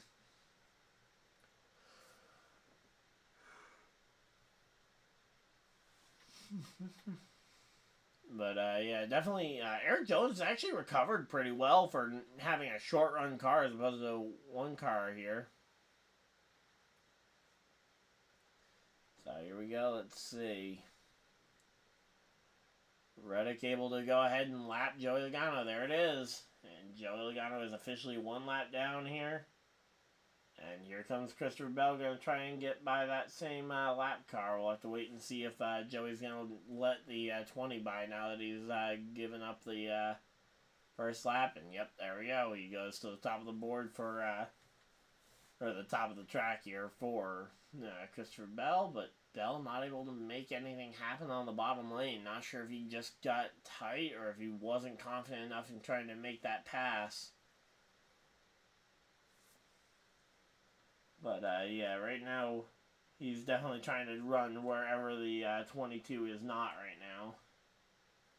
And there we go, the 20 car to the inside, and that's going to be making some progress there. You got Ty Gibbs versus Kyle Larson in the mid-pack battling for 14th right there as Kyle Larson making another pass. He's passed 20 cars since the restart to try and move himself back up the grid after the loose wheel there. But yeah, you got a pretty decent pretty decent run here going. And oh, there's the bumper from the 54 car there. So we got we got 7 laps to go here in stage number 2. Ty Gibbs has now lost a spot to Ross Chastain as well, and Ty Gibbs is just starting to throw complete sliders here at this point.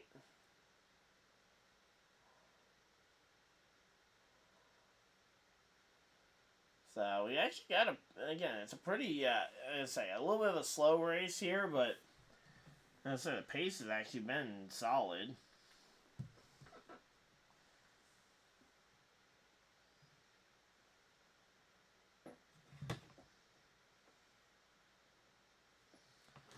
Alright, there we go.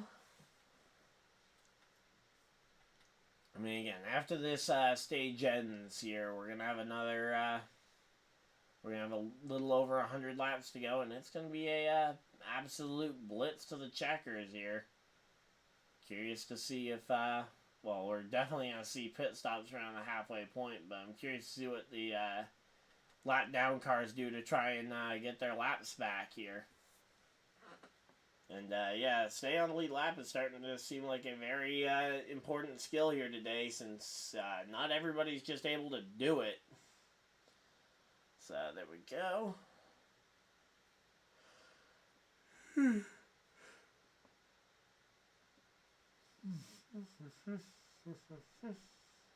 yeah, we're just making our way around here. We got Priest going the say Priest is on the verge of going a lap down. That would yep, there we go. If Bell is able to close off Priest, that will put Joey Logano trapped a lap down, because Joey Logano will no longer be the free pass car. And next car up to go a lap down is Michael McDowell. I don't think they can get to him. Please don't get to him. Please. Christopher Bell, do not touch him. Don't. 2 laps to go in stage number 2. 2 laps to go in stage 2. Bell's pit crew is getting ready.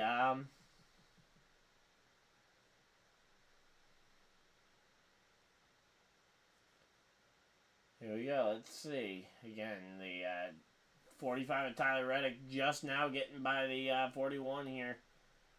I think Reddick on the final lap, but he's going to try and send it. I don't know if he's going to have nearly enough pace, and yep, nope, there we go.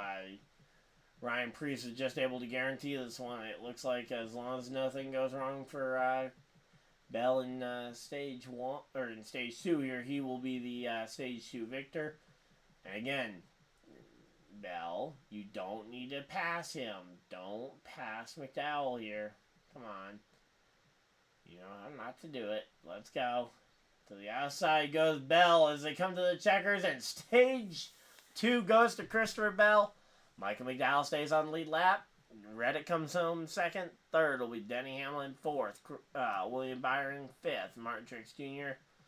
6th, Ryan Blaney. 7th, Chase Elliott. 8th, Noah Gragson earning some points. And then the 2 RFK cars with Keselowski and Buescher rounding out your top 10 here in stage number 2. Daniel Suarez, the first driver, missing out on points. So there we go. We are all set and ready for this one. So I'm going to go ahead and go use the bathroom, and I will be right back, guys. Don't you go anywhere. I'll be right back.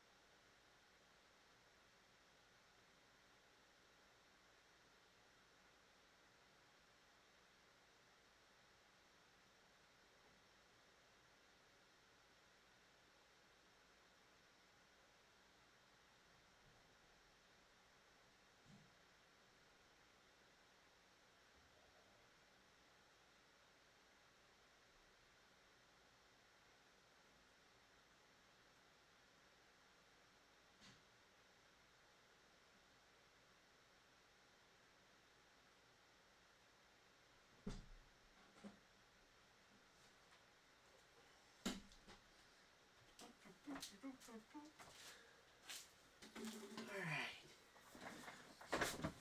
So here we go. We are back. We got 4 people hanging out in the chat as we are getting ready for stage number 3. 127 laps to the checkered flag. And we will be here for the entire way. I was just going to go ahead and do my weekly check, see what I could actually get with my NASCAR reward points. I'm bummed I forgot to pick up my free 50 points last night, and that's going to break my streak of Xfinity races, so.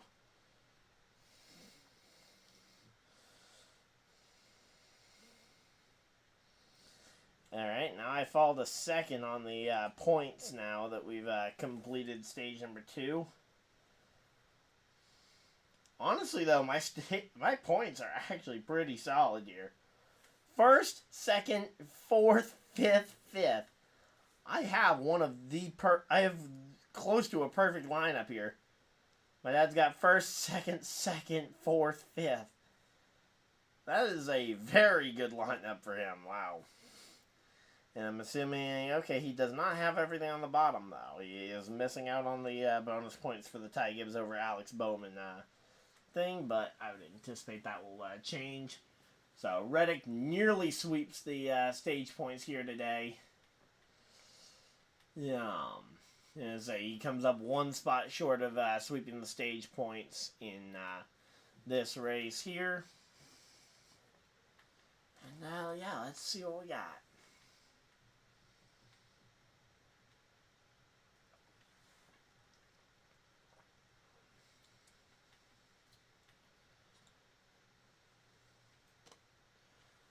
So, pit box number 1 won 3 of the last 7 races. And I say it's finished top 7 in 17 straight races. Assuming that these stats are right, that's pretty good history for pit box number 1.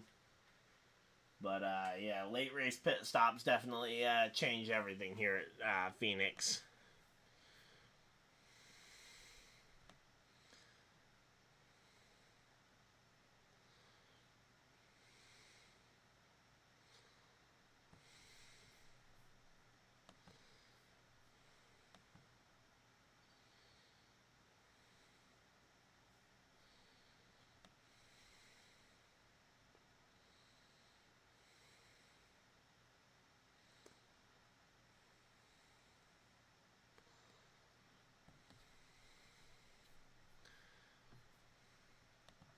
Alright, let's see.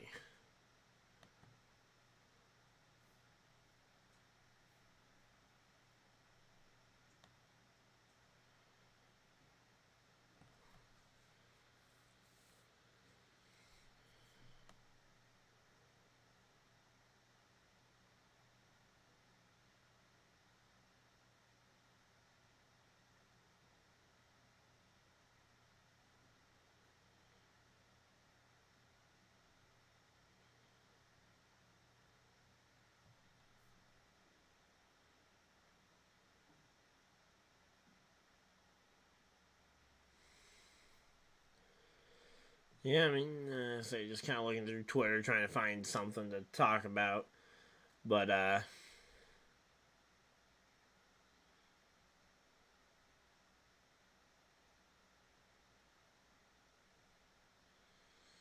let's see.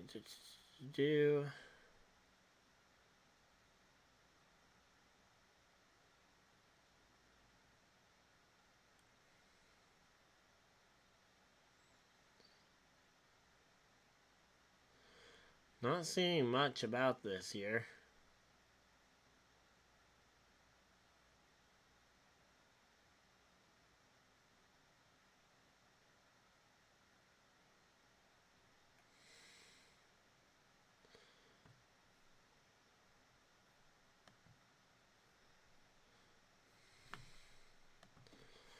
Alright, let's see.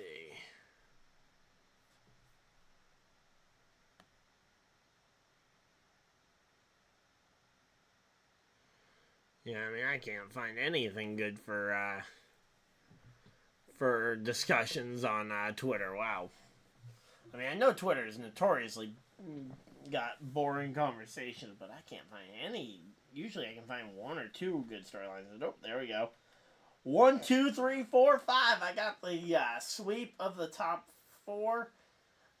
Bowman still over over Ty Gibbs, I mean, which is currently hampering my points finish, but I am on track for one of the best points days in the entire. Let me see what are like the overall standings for a single week. So 238 at Daytona, 252 at Atlanta, and the 181 at Vegas last week was the score to beat.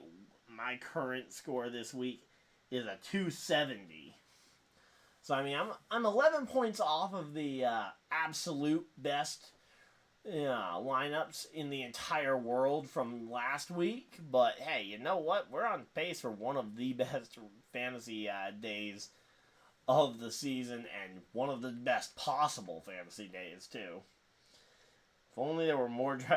If only there were more people doing bad. Because now there's literally 12 people in our fantasy league with a 213. Also, if you guys want to join our fantasy league and join in, play against me and a bunch of my friends, Jamie, as we were talking earlier, the guy who was on the first half of this one, he'll be back midway through stage 3.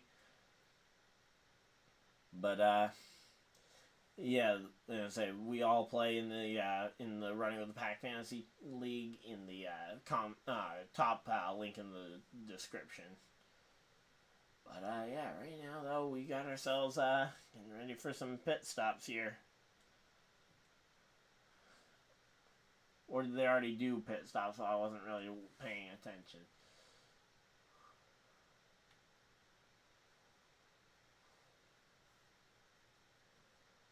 Alright, so, yep, there we go. They're showing the top 3. You got Reddick, Hamlin, and Bell. But yeah, I'm definitely wishing that I had had my good day. If I had this kind of day at another track, maybe, but say if I could have this good day when everybody else wasn't having amazing days.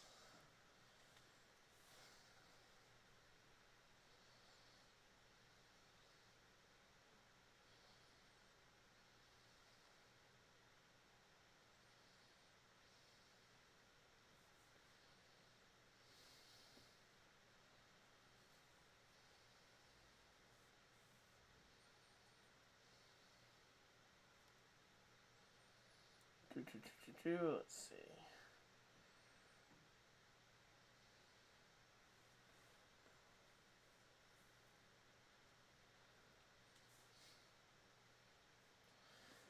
Alright, let's go ahead and try and access the rewards catalog on the computer, since I don't really need to be on the phone for that one. So I'm at 1,200 points already. I need to earn 6,000 on the season to maintain my championship tier. Okay, it won't let me try and double down on the points for that promotion. Unfortunate, but makes sense. And here we go. We're back to racing. I did not even realize we were doubled up. So, and we got... Oh, come on! No! Kyle Busch spins it around. And we got a caution flag here. And Kyle Busch is around. Actually, it looks like minimal damage. I don't think he actually spun and hit anything. But this will be a free pass to somebody. Who was the first car one lap down when that happened? One second. I was completely off on other things. I thought we still had pit stops to do. Or something. First car one lap down will be Joey Logano getting his lap back. Dang it, come on, Kyle. Had to go and give Joey his lap back. Okay, yeah, he just got loose in the middle and nowhere to go for Zane Smith, who just runs right into the back of him. And yeah, he was already out of shape when Zane Smith tapped him. Nothing Zane could have done there better. Zane actually did do a really good job there. Again, just wrong place, wrong time for Zane Smith. And we go to a single car spin for a caution flag, which will give us plenty of time to go look through reward stuff. Alright, let's see. I have enough for a NASCAR branded lunchbox. Sunglasses. Well, I have enough for an umbrella, for a NASCAR umbrella. There we go. Could have used that today with the amount of rain we got. Let's see.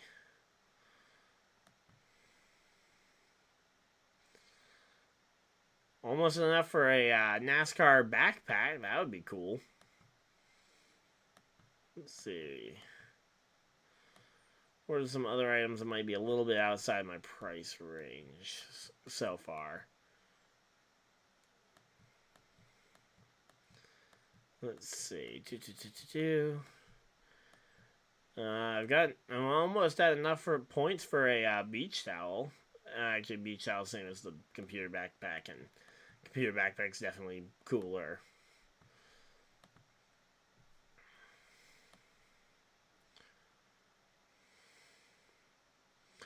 I would love to be able to go ahead and get enough points saved up for a. I don't even know how you save up this many.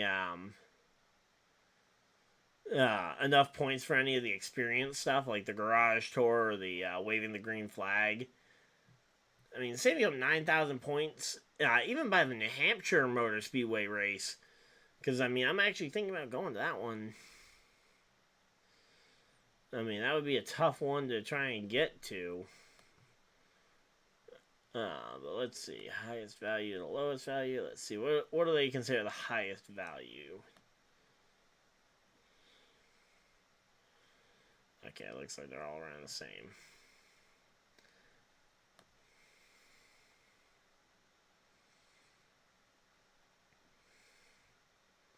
But yeah, I mean, I've gotten to 1,000 points, I guess, so far already in the season, and we're pretty early on in the season, so theoretically, getting to 9,000 by midsummer shouldn't be a tough task, especially where the you get bonus points if you can get, say, a streak of 5 or 10 races in a row, but I just don't, it doesn't seem overly possible here. But we will test and see what is possible. Although I wish I had, I wish I'd remembered to grab an extra free 50 points. I could have had enough for a backpack today. Could have gone and ordered it. Although, again, I'm saving up my points for something special, like, again, a race day experience that I can maybe bring you guys along for, which I think would be pretty cool. Let's see. Nobody said anything yet in the sports chat about the Mac Jones trade. We will go ahead and talk about that one later, though, when Jamie gets back in here.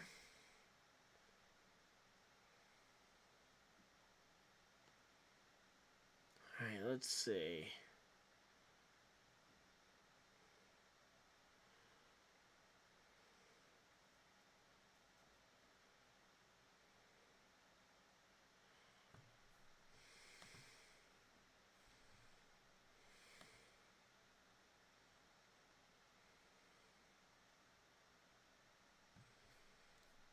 Alright, let's see.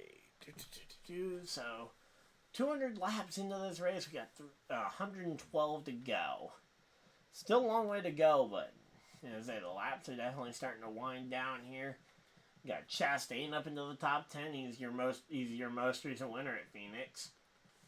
After you won the championship finale 500 or whatever they call the season finale race.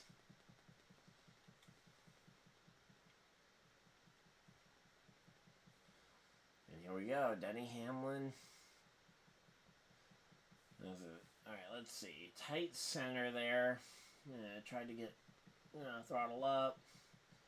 Just trying to read a little bit of the Denny Hamlin audio to see if I can make anything out, but seems like just kind of talking about being tight through the center of the corners is the biggest thing for Hamlin. And we had a really short run there, so honestly, that kind of road would be exactly what, someone like Erikjones wanted.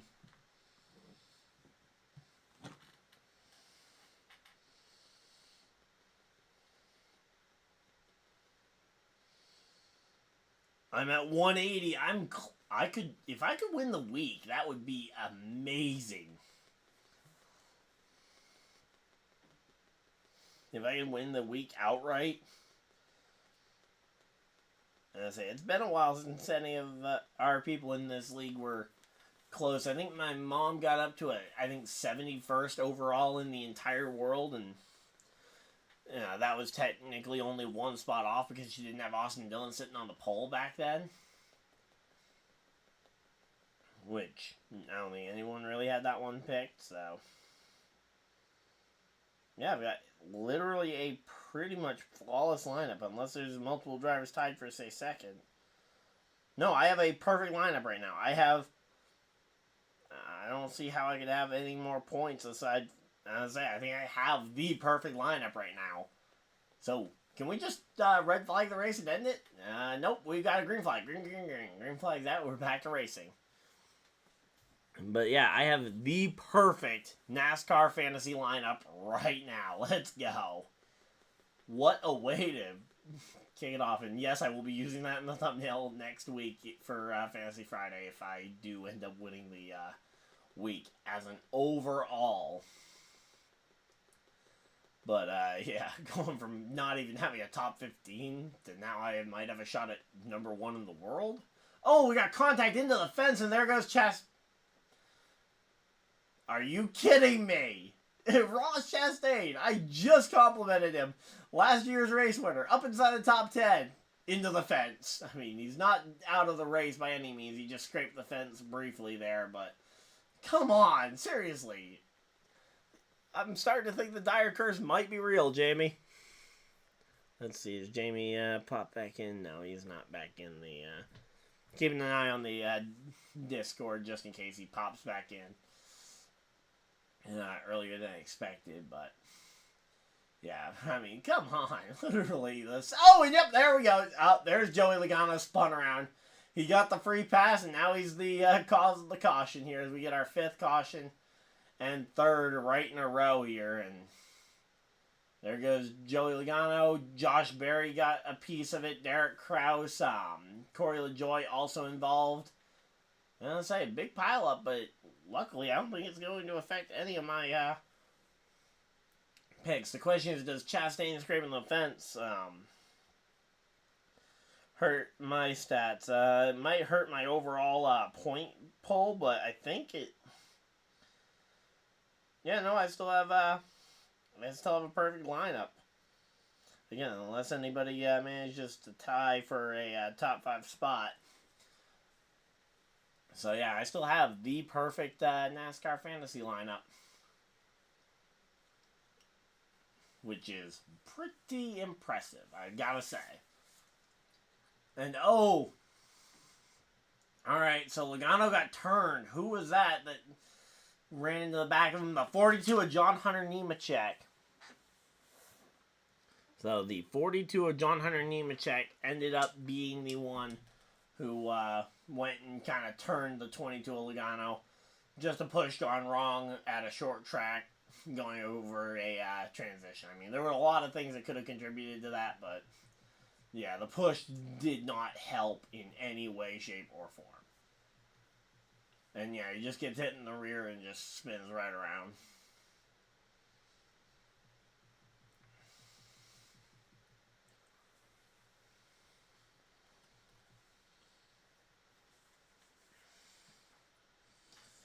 Yeah, it hurts my overall point total, but again, as long as I get a perfect rundown, that would be awesome.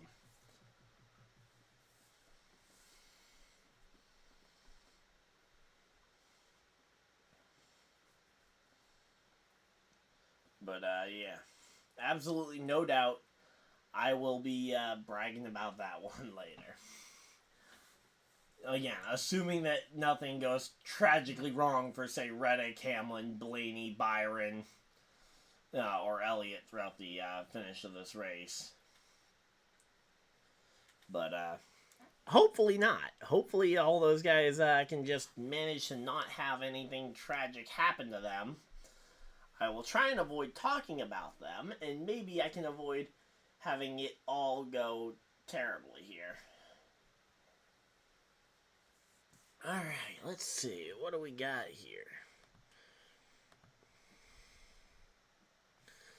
I'll say, we got 7 people hanging out in chat. Thank you guys for everybody that's tuned in. Of course, if you guys are enjoying the stream, hit the like button and subscribe if you guys are new.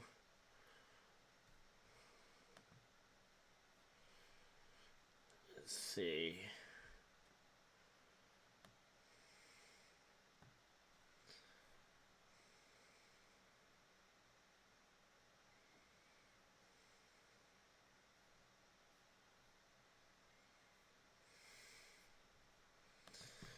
Alright, so yeah, we were just chilling out here. You know, I feel like a perfect roster in NASCAR fantasy should be like 1,000 points or something. I mean, come on, like a #1 worldwide spot. Like that is something that you do not see. I mean, the same person probably doesn't hit #1 very frequently. I mean, I can't imagine. In fact, let's double check this. Okay, so standings. So, in the pit dogs is the #1 overall player of fantasy this week. Let's see.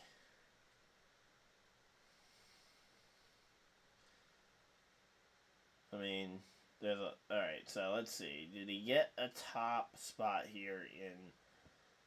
He was not first at Daytona. He did not have a perfect lineup at Daytona, or a good enough lineup to get the top spot at Atlanta. Nor did he get it at... Or, he didn't get it at Atlanta, didn't get it there. He had to... He might have gotten it here at, let's see, Vegas... Let's see. So yeah, the guy who's currently first overall in the world in fantasy, he hasn't gotten a first place overall at all. I mean, he probably has a top 10 or whatever, but the fact that even the guy who's leading the whole thing hasn't won a weekend yet, it's pretty impressive. Alright, so John Hunter Nemechek saying that he did not expect the 22 to slow up as early as he did.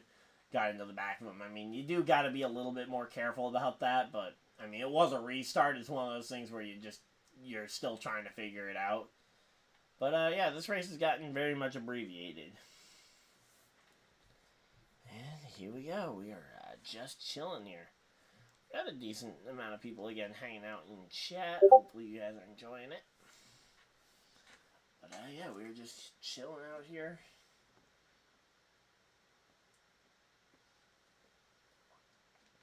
Hopefully no one spent a Joey Logano pick on the... no one spent a pick on Joey Logano in the Fantasy League, although I'm pretty sure somebody had to have. Because if nobody did, I would be shocked.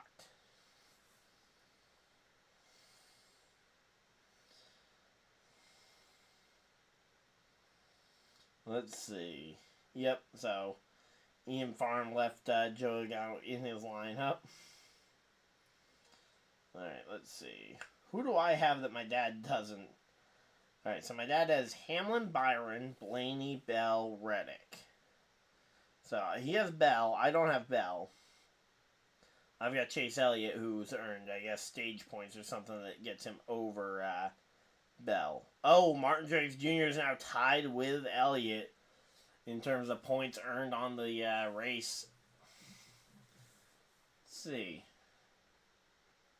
So, points positions gained.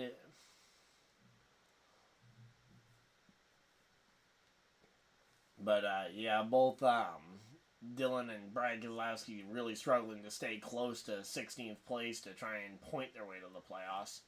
Although I think both of those drivers, we were kind of coming into the season assuming it would probably be a must-win to make the playoffs for them.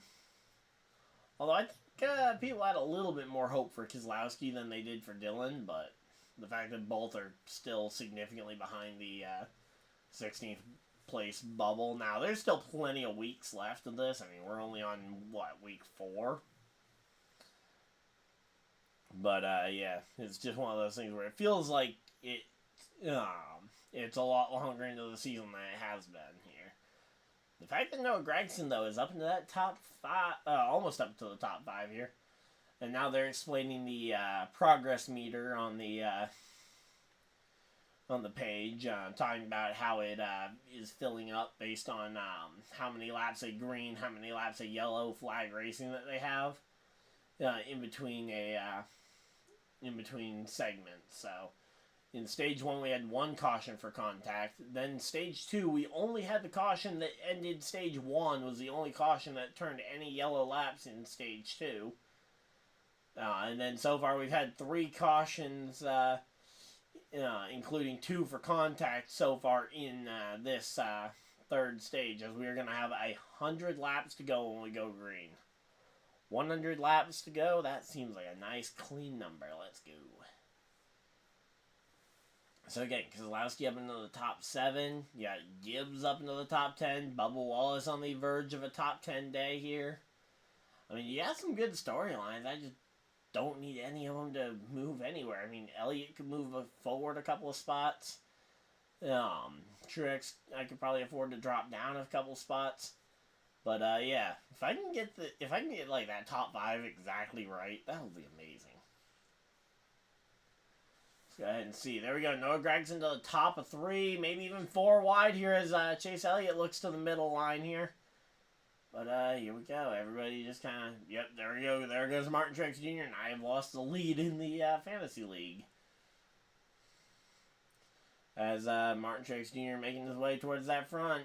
Truex gonna try and, oh, he gets boxed in by both Denny Hamlin and Tyler Reddick, just kind of boxing in Martin Truex Jr. Truex has a fast car, though. That is a for sure thing right now. Meanwhile, you got Byron up to 4, hanging out in 4th place here. Bubba Wallace storming through the top 10. He restarted 11th. He's already up to the 6th position here. And Chase Elliott just trying to hang on to his car right now for whatever reason. Not sure what happened on this restart that got Elliott so out of shape there, but...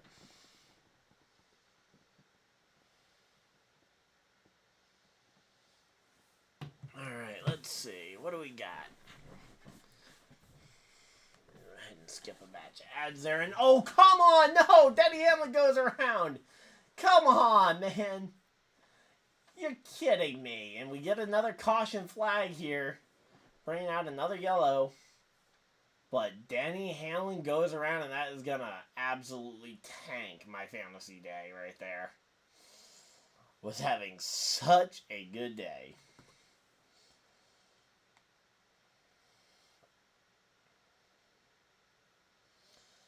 Let's see. So yeah, so now I've got 1, 2, 5, 5, and 11 in my lineup. That's not even good enough for a top 2 now. Puts me down in 3rd place, tied with Erik Anderson, who has a different group of 5 guys, but we have the exact same score at the moment. 141 is my score, and now Mike has taken it over with a 1, 2, 3, 5, 7 for it, and he actually he would actually have a better lineup if Bell was in his garage and he had tygibbs up there, but all depends on how he felt about them coming down the end of stage 2, assuming that he even thought to check his lineup to adjust it, because the on-the-fly adjustments are a big thing. Being able to see, like, oh, this guy crashed out early. This guy potentially had an issue. So now we're going to see Denny Hamlin come to pit road. I'm assuming some of those front runners might also now opt to come to pit road here. But, yeah, I would question at this point. I'm going to say, you've run so many caution laps. Oh, Martin Truex Jr. stays out. Meanwhile, everybody behind him pits. And I mean everybody pits behind him. And let's go.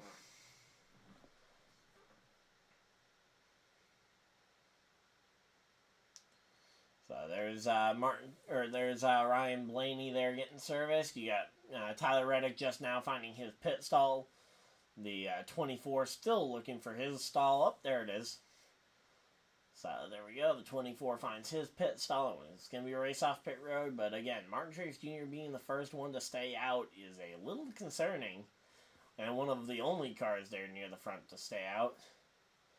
So we got Ty Gibbs, Bubba Wallace, Keselowski, Suarez, Larson gaining quite a few spots there. Byron Reddick losing some spots. But I think a lot of the teams kind of... Okay, so yeah, that was entirely a just Denny Hamlin thing. He went up the track and just got into his teammate and just lost it there. Nothing anybody else could have done there.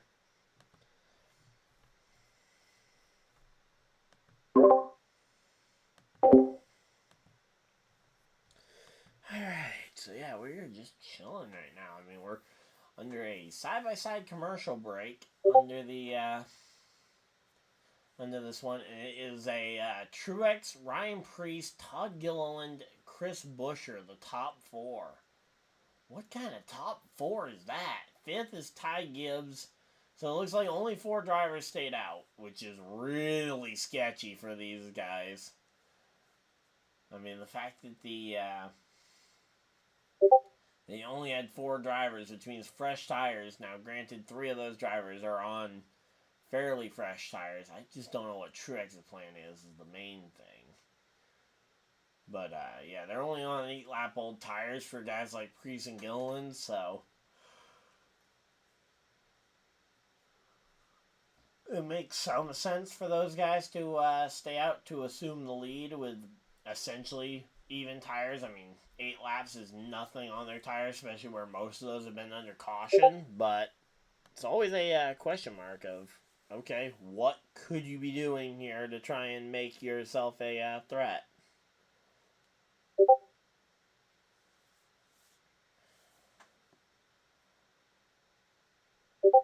Alright, and then, of course, you got Bristol Motor Speedway tomorrow, or not tomorrow, but next week. And the Thomas Cup Series will be going to Auto Club next week, the dearly departed racetrack. It's not a track we'll be able to see in real life anymore, so we're fortunate to be able to visit it virtually here.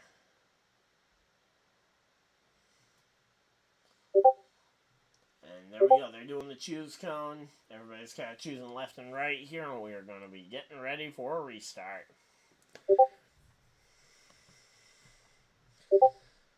Alright, here we go.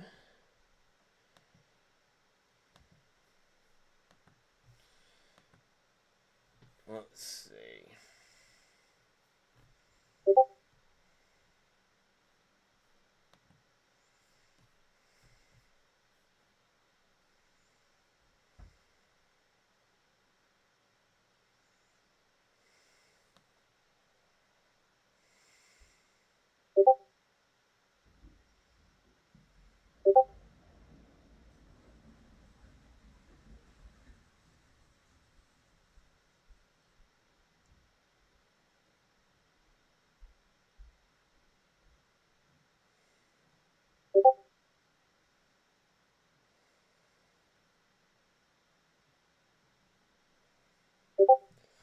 Alright, and here we go. Green, green, green. Green flag's out. We're racing, and we are now 3 and 4 and 5 wide throughout the pack. And here we go. We are back to racing, and Preece, Gilliland, Chastain, you guys are going to be absolutely trying to hang on here. And I have I've been settled to a... Are you kidding me? A 12th place finish as of right now? I mean, I'm hoping that the Toyotas can find their way back to the front. I mean, we don't know what kind of damage Denny Hamlin might have. And oh, we got contact in the middle of the field, and that's Bubba Wallace and erikjones, 2 Toyotas. Some Toyota on Toyota violence there, as those two tag each other, and a little bit of contact with the wall there too. That certainly makes it a little bit worrisome there. You got Ty Gibbs trying to make his way through the field. You got Michael McDowell trying to follow him through right now. But, yeah, right now there's just a ton of stacked up cars here. Ryan Preece, Chastain, Gilliland, Buescher, a bunch of guys just trying to hang out here and trying to make something of it. Meanwhile, everybody else on the fresh tires is trying to just absolutely bulldoze their way to the front of the field as soon as humanly possible. Elliott and Byron are kind of my concerns right now, because those two have not been good enough necessarily to pass a ton of people tonight. And say, But so far, biggest movers on the restarts, tygibbs, Christopher Bell. Yep, shocker. The Toyotas have been on the move. Blaney not doing too bad himself, though. Up 4 spots since the restart. From 18th to 14th there. But, yeah, right now, though, Denny Hamlin is up on the racetrack, and he's going to try and... he's gotten ahead of Byron, and he's just going to try and steamroll his way to the front. 88 laps to go here at Phoenix Raceway. And let's see. There's limited amount of laps left. So Michael McDowell up into the top 5. Let's go, Michael. Come on.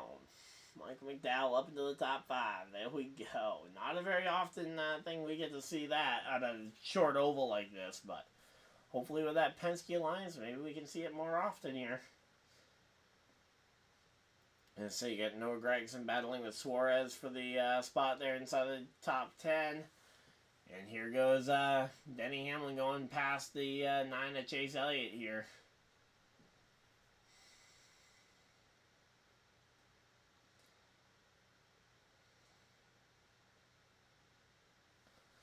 Alright, let's see. Again, right now I need Elliott and Byron to start making some moves forward as well. And right now they're just kind of stuck in the pack here and not really moving their way forward.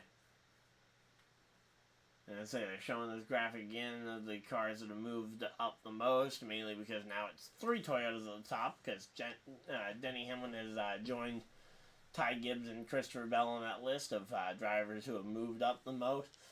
8 spots for Bell, 7 for Gibbs, and 7 for Denny Hamlin.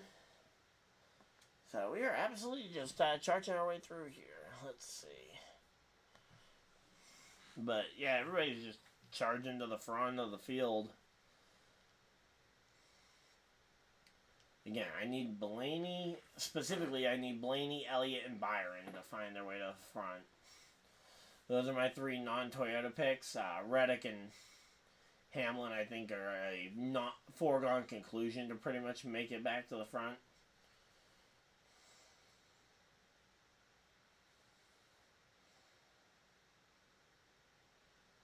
Let's see. We got, Briscoe and Bell fighting it out inside the top 10. There we go. Briscoe making a bit of a comeback. I'm on pace for maybe an 11th place day. I mean, it is set to be my best day of the year so far, but a little bit of a bummer that it couldn't have come at, I don't know, a better. I kind of wish I could have been. I mean, I still could theoretically have a perfect lineup. I mean, all 5 of my guys are still in the race pretty clearly.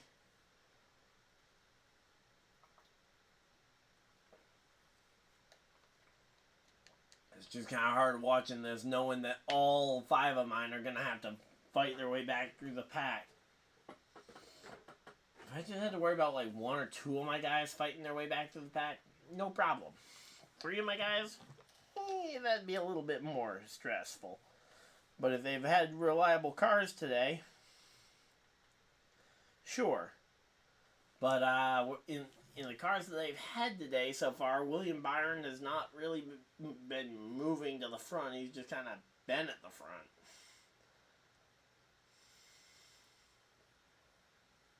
But here we go. Let's see. Christopher Bell to the outside. Let's see.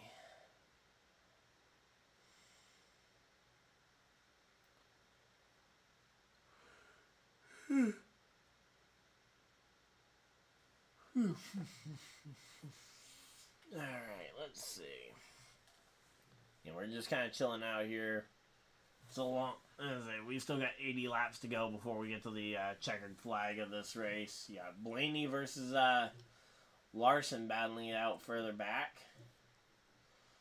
Again, I need 23rd place for 20th and 23rd for Elliott and Byron. I need those 2 to find something, because at the moment those 2 are just not moving with a ton of speed there.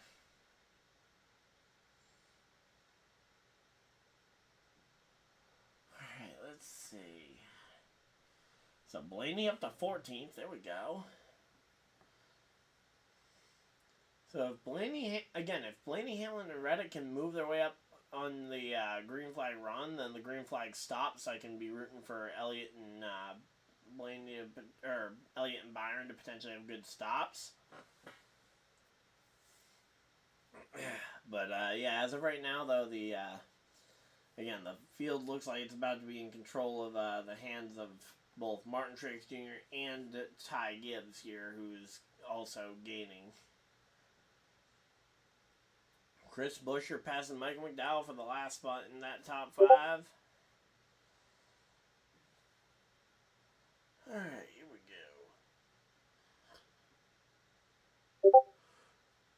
go.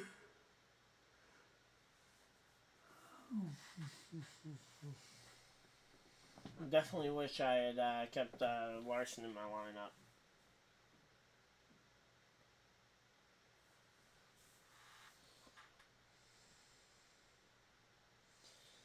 Although he would still be my lowest tiered guy in points, despite all the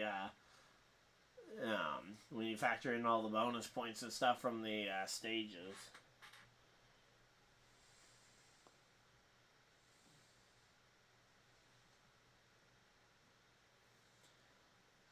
Let's see.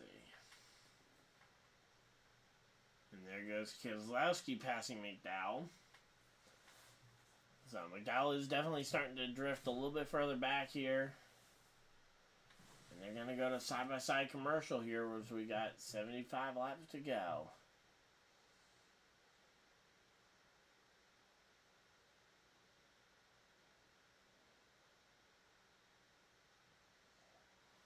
Alright, let's see. What do we got?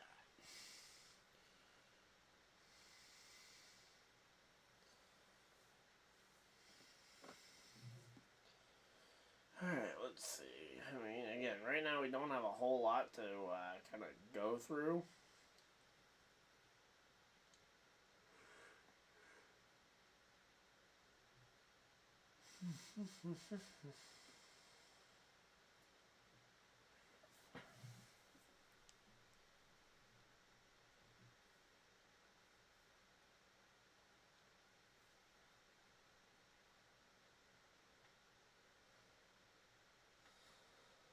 Alright, let's see. What do we got?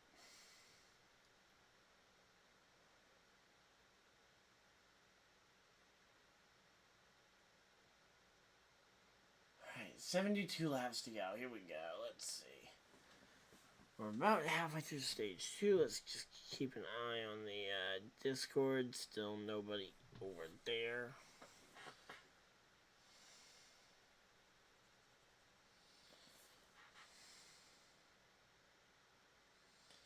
Alright, my mom's up to number 1 in the fantasy league, although, again, her lineup could be improved by putting her garage guy in.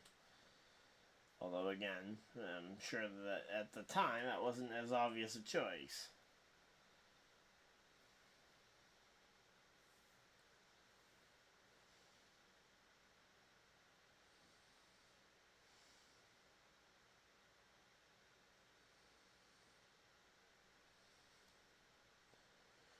Alright, let's see. Again, we're just kind of working our way through this commercial break. 70 laps to go. Hasn't been much on the side-by-side to really talk about.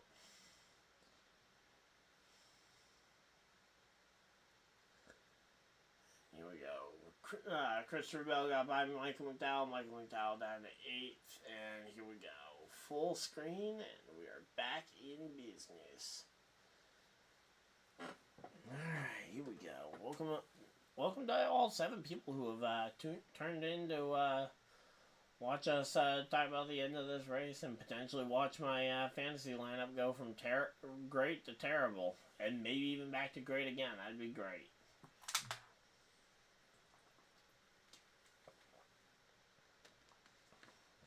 Oh, hey Val, how's it going? And yeah, this is live right now. Yeah, the race is currently on Fox if you get it in your local area. If not, feel free to stay tuned here. But yeah, we are currently 68 laps to go here. Just got back from a commercial break. Actually, great timing for that, as Ryan Preece has been run down for second here, but Ty Gibbs looking to try and make that pass for second here. I was actually looking for our New Zealanders yesterday during the Xfinity Series race when Shane Van Gisbergen was out there racing. So here we go. First 3 races last year. First 3 races, the last 3 races. Toyota had led about 74 laps on the season up to this point and hadn't won a single stage. They swept both stages today, though. Toyota definitely looking a lot better today than they did the last couple of weeks. But yeah, we are. We got Todd Gilliland. A couple of drivers on a little bit of a weird pit strategy. You got Preece, Truex. You got Preece, Truex, Chris Buescher, and Todd Gilliland on a few lap older tires. I think they're about 8 laps older tires than most of the rest of the field. So, when will SVG be racing next? Let me take a quick look, because that might not be as easy a question to answer as possible. So the Xfinity Series will next race at Circuit of the Americas on March 23rd. Let me see if he's racing in the Cup race that weekend too, though. Because where it's a road course, it could be. Let me see. SVG Cup schedule. I don't think he's racing Bristol, so let's see. So, yep, Circuit of the Americas. So he'll be racing both races the weekend of March 24th, so 2 weeks from now.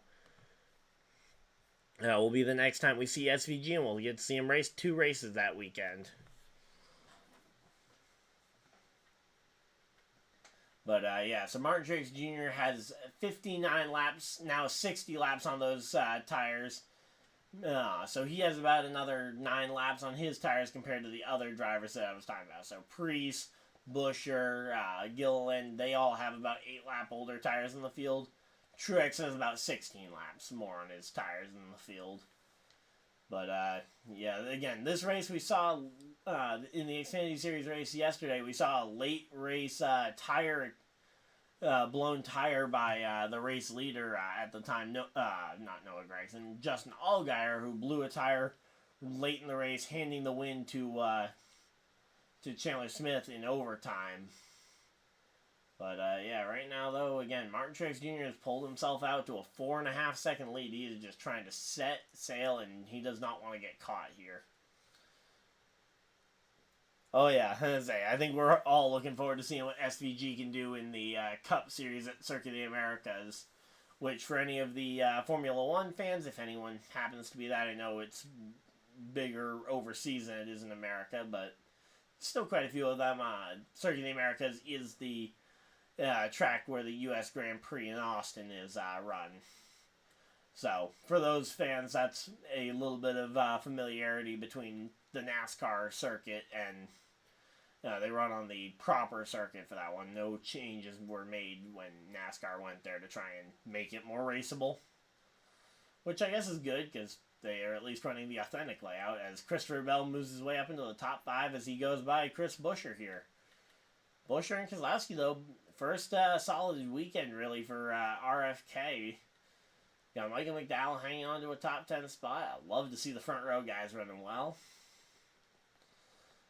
And yeah, so the Xfinity cars are off next weekend, which is a real bummer because I wish we could see a triple header weekend at Bristol, but the Xfinity guys got a week off here to prepare for the race.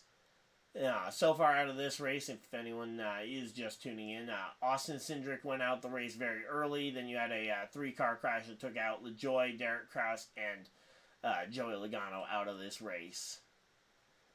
But yeah, Christopher Bell's been absolutely on fire on this restart. Since the restart, he's gained 16 spots. Nobody else has gained more than 8. So, and nope, there we go. Speaking of passes, there goes pass number 17 for Christopher Bell as he moves up to 3rd place here on the leaderboard.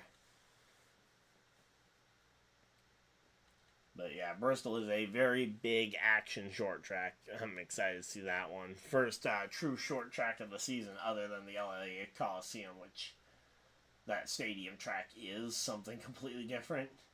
Oh, we got panning. Oh, we got green flag pit stops happening. Not sure who that was, but we have a green flag pit stop. This is right about the right time to potentially see somebody try and make that aggressive final pit stop here.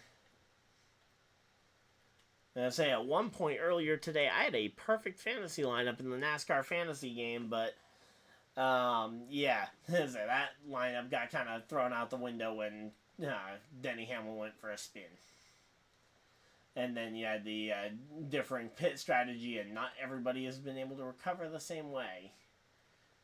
Like, Denny Hamlin's still in 15th after that spin. Byron, after the pit strategy, he's stuck in 20th. Chase Elliott stuck outside the top 20 as well. So, yeah, it's a long story of this race. But, hey, you know what? Hate the short stories. That's why we watch racing. It's all about the journey from one place to the other. So, yeah. Right now, you got Ryan Preece actually starting to struggle a little bit more here as Chris Buescher still making it work. You got Austin Dillon, who was involved in that early crash with Austin Cindric. He's still on the racetrack, but he is a couple laps down at this point. Let's see. Not seeing any drivers, not seeing them cycle back to the 21st through 30th drivers. That'd be great, Fox, if you guys could just go ahead and do that for me. Come on. Let's see. I do have a second lineup. I could just go ahead and scroll, but, would be cool for the viewing audience at home to go ahead and scroll too. So Chase Elliott is 21st, so it's not like he's way far behind. The next car to go a lap down, though, to Martin Truex Jr. is his former teammate Kyle Busch, and Kyle Busch does not want to go a lap down. I can tell you that much. So here we go. Let's see.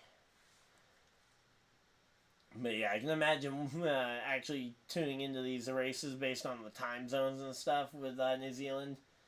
The 3:30 time slot is probably pretty difficult. I don't know what time it is actually for you guys, but YouTube was a pain just trying to set up the scheduled stream for today. But here we go. Let's see. And there goes Christopher Bell to second. Bell has moved his way up to the second position. He is now going to try and see if he can run down 5 seconds of gap that Martin Truex Jr. has absolutely just blazed to a lead here. Like, I cannot believe just how fast Christopher Bell looks today.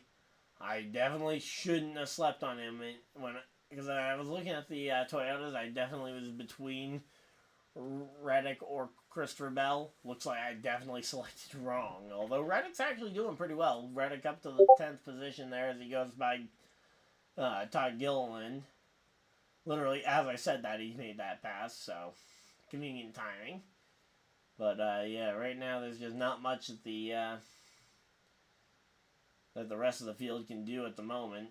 Erikjones is now down 4 laps after contact with the wall. And here we go. Let's see. Michael McDowell is 10 seconds behind the leader, but he maintains 8th position for now. But again, you've got a hard-charging Tylerreddick here, who is absolutely making this one work. I'm keeping an eye on the Discord chat, because technically I am still in there. I've got my mic muted over there, but I am keeping an eye out for when and if Jamie pops back in, because we will go ahead and be popping out too wide at that point. Or too wide, too tall, depends on how you want to see it, but here we go. Let's see. We got Denny Hamlin going underneath Daniel Suarez here. Let's go.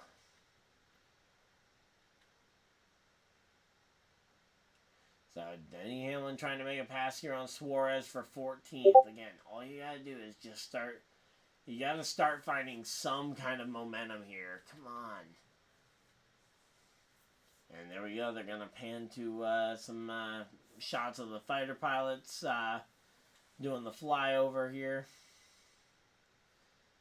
As again, we are going to be getting ready for, as I say, I'm expecting green flag stops here very soon. But, as I say, we still got 47 laps to go. There's plenty of time, but I am anticipating, again, a cycle of green flag stops before the end of this race. Question is, who and where is going to be the first one to bite this one? Looks like Martin Truex Jr.'s team is getting ready on the pit wall here for some fresh tires. Potentially going to try and see if he can drag Bell to pit road and or potentially jump him by getting to pit road before him. Because that's kind of the problem with being this far out ahead, is that any driver behind you pretty much can see when you come to pit road and they can avoid losing it. So there we go. Alright, so again, Reddick up in the... So for drivers who pitted 51 laps ago, you've got Bell, Gibbs, Keselowski, then you've got... oh, and they flipped away from it. Come on, last pit lap. Okay. But, yeah, Martin Truex Jr., though, has been almost 80 laps since he last came to pit road.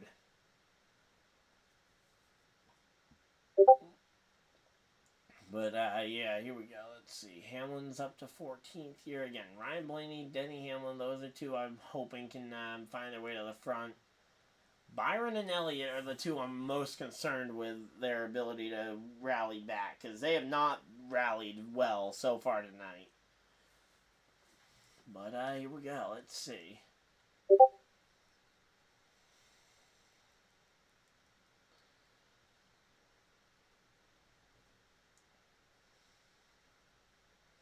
So yeah, they're pretty much just on cruise control right now, although Christopher Bell's already chewed in 1 full second to Truex's lead. It's now only a 4-second gap between Bell and Truex. And Bell is closing fast here. Again, Buescher and Keselowski have both moved up into that top spot here. We're just kind of waiting to see how it ends up going here.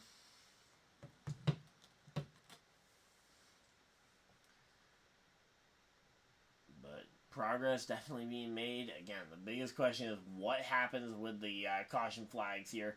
Blaney up to 12th. There we go. Blaney makes a pass on what looks like the old GoDaddy car for Danica Patrick. It's actually Noah Gragson in the Serve Pro car, but... And there we go! Martin Truex Jr. comes to pit road. 40 laps to go here. Or 41 to go. It'll be 40 at the line this time. So, 40 laps to go here. As they come to pit road, Christopher Bell will inherit the race lead as Bell opts to not pit. And let's see, does anybody else follow Truex to pit road? Looks like the answer is none inside the top 15, none inside the top 20. So, pretty much nobody followed him directly to pit road. We'll have to wait and see a lap or two later here to see if anybody else opts to try and do that, but... Okay, it'll be risky if anybody does try and short pit here. Because just one caution flag could end up throwing a strategy to pit early out the window. Now, granted, we didn't have a caution flag during the last stage that went from the green flag all the way back to 120 laps of green flag racing, but... And say, where this is close to the end of the race, closer to the end of the race. Oh, there we go. Ryan Preece comes to pit road. You start to have a little bit more urgency and a little less patience with drivers who potentially are in your way. And here we go. Speaking of drivers in your way, it looks like Tygibbs is getting ready to come to pit road here. Let's see. Was that Tygibbs coming to pit road? That should have been. It doesn't look like it. I thought, the way it looked like he was arcing it, it looked like he was getting ready for pit road. Could be wrong, but I thought for sure he was coming to pit road there. So far Ryan Preece is on pit road. We know MTJ has come to pit road.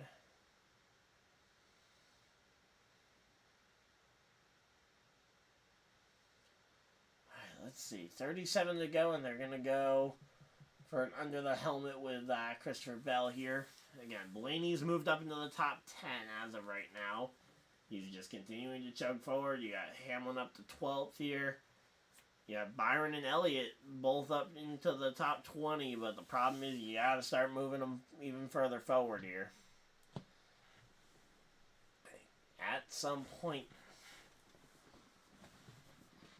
Alright, Christopher Bell apparently, his favorite track, or the track he wants to win the most, is the Dover Motor Speedway with the Miles the Monster Trophy. Alright, so let's see. What do we got? Again, 35 to go. The question is, when and where will everybody else pit from? You got Martin Truex Jr., who is going to try and unlap himself here. I'm going to say, he has been closing in the last couple of laps, and if he doesn't lap himself, again, the question should be asked, when do you, if you're Christopher Bell, when do you counter move and take your pit stop? And say, or can you maybe fuel save all the way to the checker and avoid having to pit at this point? I mean, at this point, that would be a risky strategy, but if you can do it, that'd be amazing.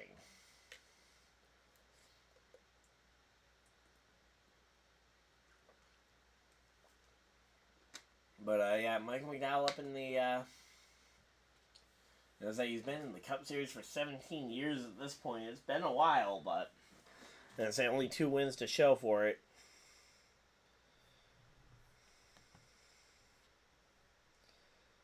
Let's see, there we go.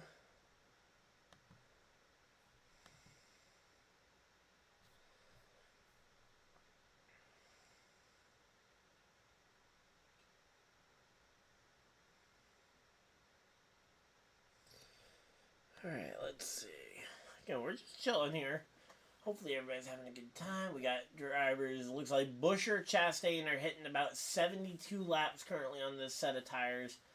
Then you've also got McDowell, Briscoe, Gilliland, who are on that same set of tires. Ricky Stenhouse Jr. in 16th, also on that 72 lap old tire. So here we go, let's see.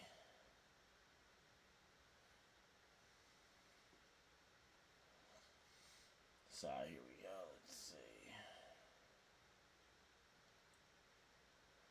Let's say right now you got Keselowski and Chastain fighting inside the top bit here, and we got ourselves a pretty decent showing here.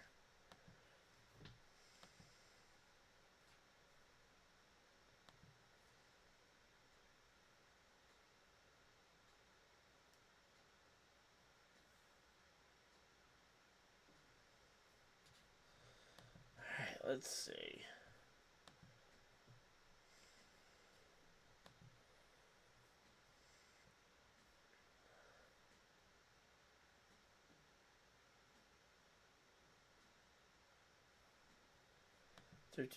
Just kind of looking to see what all is going on. We got Ryan Preece right at the tail end of the lead lap.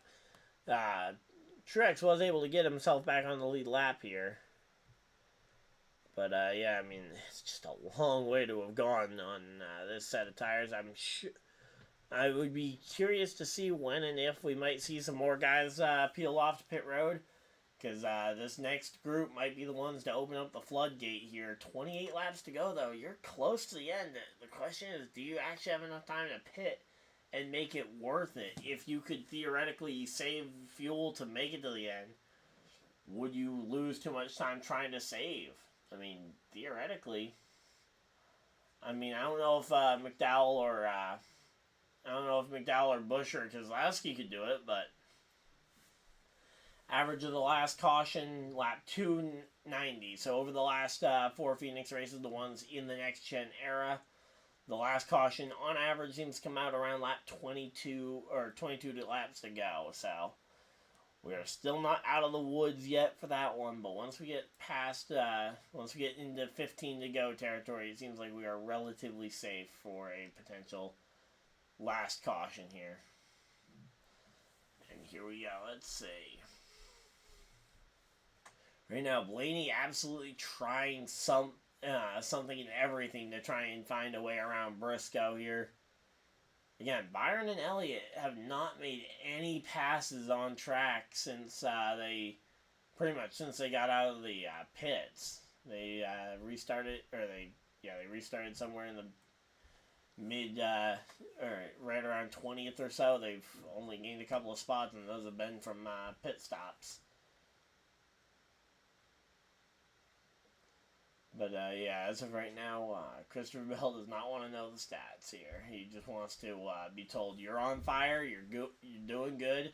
Maybe don't tell him he's on fire because he might get the wrong idea, because occasionally that is an actual thing that happens, but just try and tell Bell how good he's doing, and we'll try and make it to the checkers. Again, 25 laps to go. I think you're almost too late to try and make a pit stop here for 4 tires.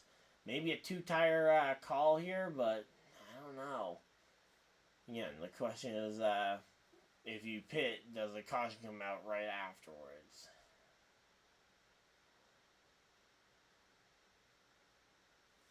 Alright, let's see.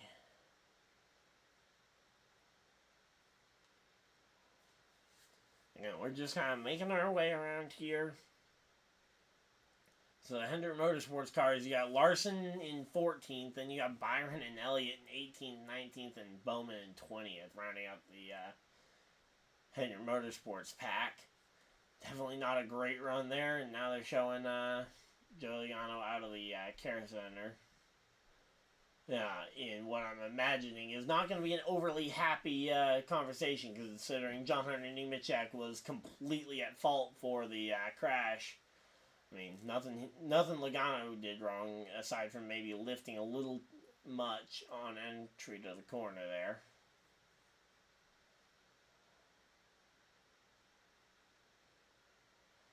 Alright, let's see. Again, John Hunter Nemechek, he's in 26th right now. You gotta get yourself a decent run right now going, but just not a lot of action on the track. Again, the question is, we have now hit 22 laps to go. Can we avoid the caution flag coming for about 5 laps? If we can get 5 laps completed, I think we might be safe to the checkers. If not, then we are really in trouble.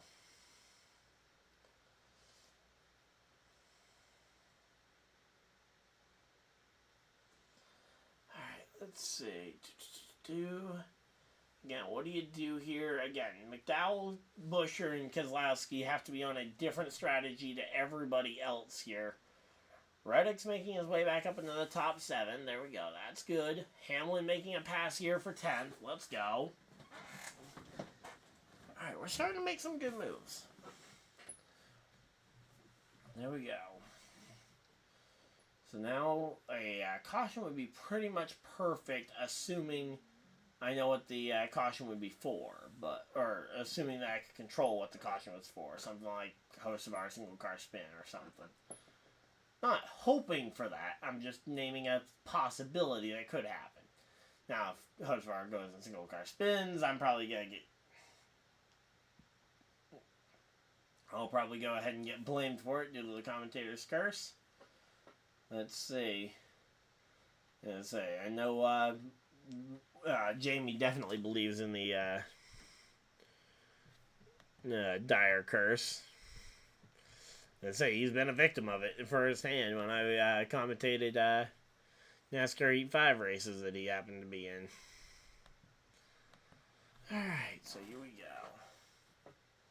Let's see, again, 18 laps to go. You got a decent chunk, but again, the question is, do you when do you potentially see guys falling to pit road, and or do you see a tire come apart here on, say, maybe a tire goes down on, say, Brad Keselowski's car, tire goes down, boom, and this could end up being a completely different race.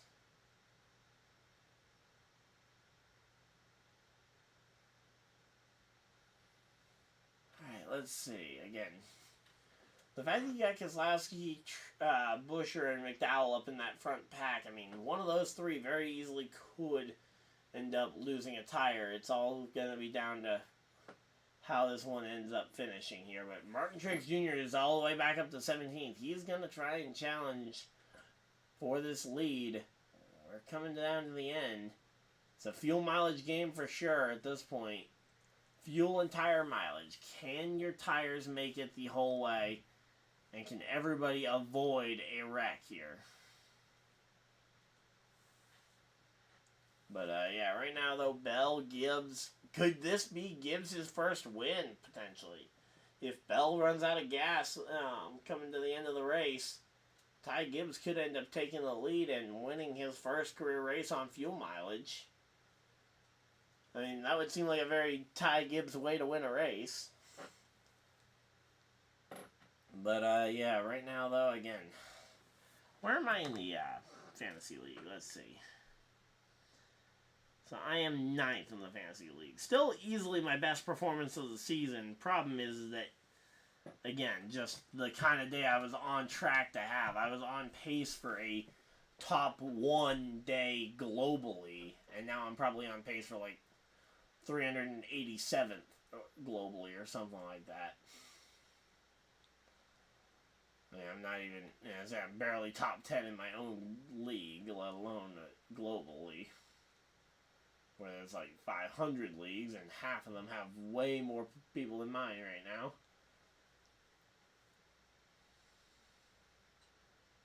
Alright, let's see.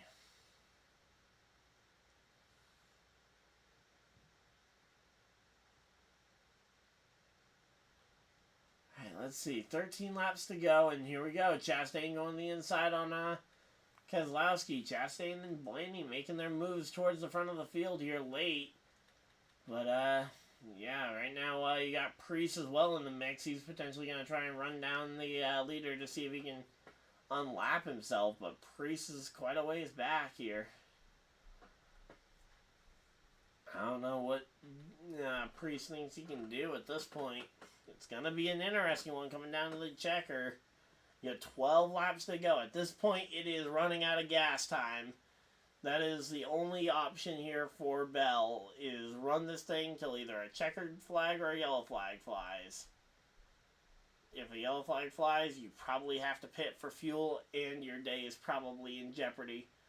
If it isn't, if the yellow flag does not come out, you have a shot to try and win the race on fuel mileage. Oh, yep, Ty Gibbs has just dropped there. Yep, Ty Gibbs drops to second here. Or drops from second to third here, letting Chris Buescher run by. I don't think Buescher or Keselowski have the fuel to make it. I think those two, if anybody, should be short. 17, 6, and 34, I believe, are all three going to be short here.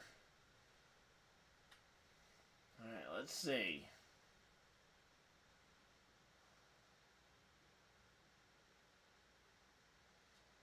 Alright, let's see.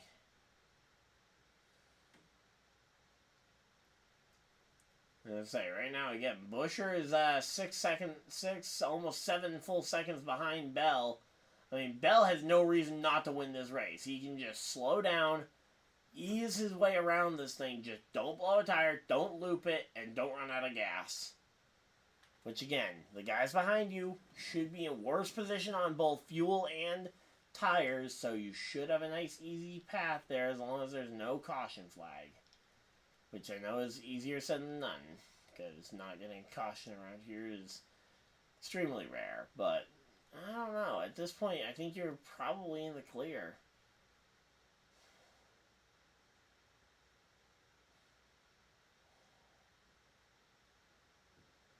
Alright, let's see. Briscoe and Reddick battling it out for 8th. Here we go. We're actually starting to make some progress here. But again, it's 8 laps to go, and we're just waiting to see who's going to run out of gas. I mean, I think there's at least 3 guys in the top 10 who are potentially going to run out of gas. We're going to have to wait and see about some others. But, yeah, it's definitely coming down to the end of this one. Hamlin up into the top 10. Truex marching his way to the front of the field. Could Martin Truex Jr., I mean, he has no way to get up through the field in time.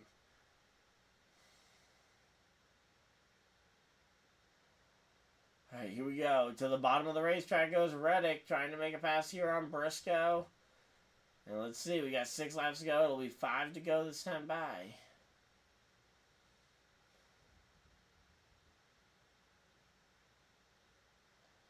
All right, here we go. Let's see.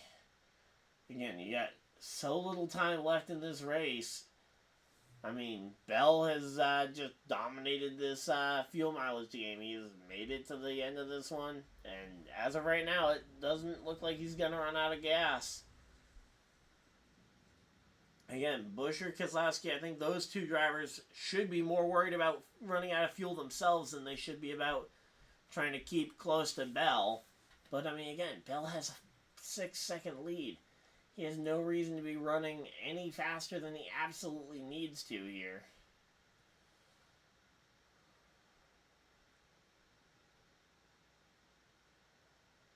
Alright, let's see.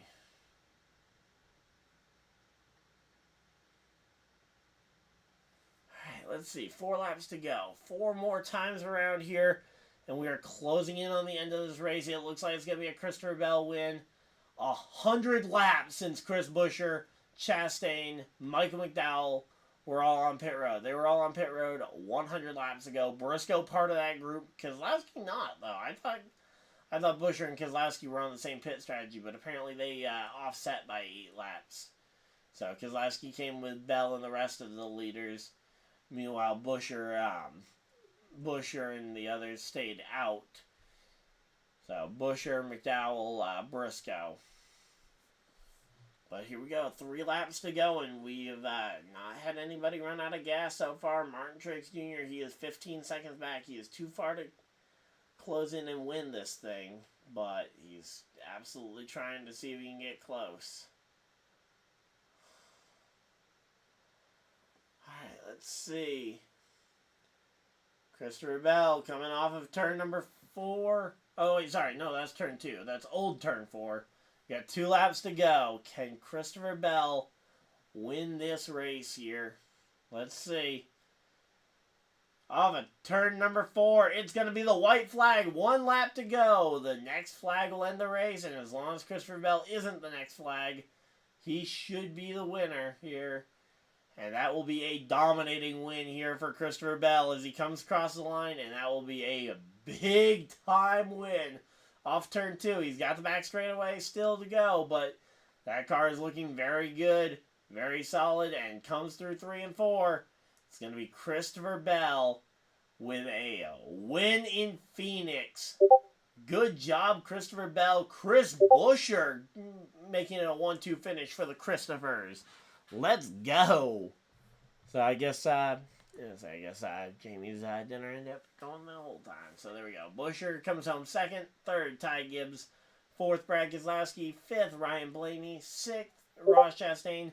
Martin Truex Jr., after having to pit there, rallied all the way to 7th. Michael McDowell comes home with a top 10 finish. Let's go. Briscoe with a 9th place finish. And then TylerReddick rounding out your top 10. So, again, if you guys just came for the race reaction, that's going to be the end of it. Again, as per usual, I will go through and give credit to all the drivers. So, if you want to know where your favorite driver finished, if they weren't on that top 10 list, stay tuned. If you guys aren't staying tuned or have somewhere else you got to go, look forward to seeing you guys. I'll have a race review up tomorrow. But until next time, I will see you guys later. But again, we're going to go ahead and read through the full results. So, 11th place, Denny Hamlin. 12th, Noah Gragson. 13th, Daniel Suarez. Kyle Larson comes home 14th. He was my pick for the win this week and definitely didn't live up to that hype.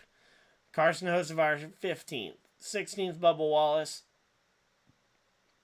17th, Todd Gilliland. 18th, William Byron. 19th, Chase Elliott. And 20th is Alex Bowman. 21st and the last car on the lead lap was Ricky Stenhouse Jr. Kyle Busch finishes 1 lap behind the race. Ryan Preece 1 lap behind the race in 23rd. Justin Haley comes home 1 lap down as well in 24th, and John Hunter Nemechek in 25th rounds out the cars that are 1 lap down.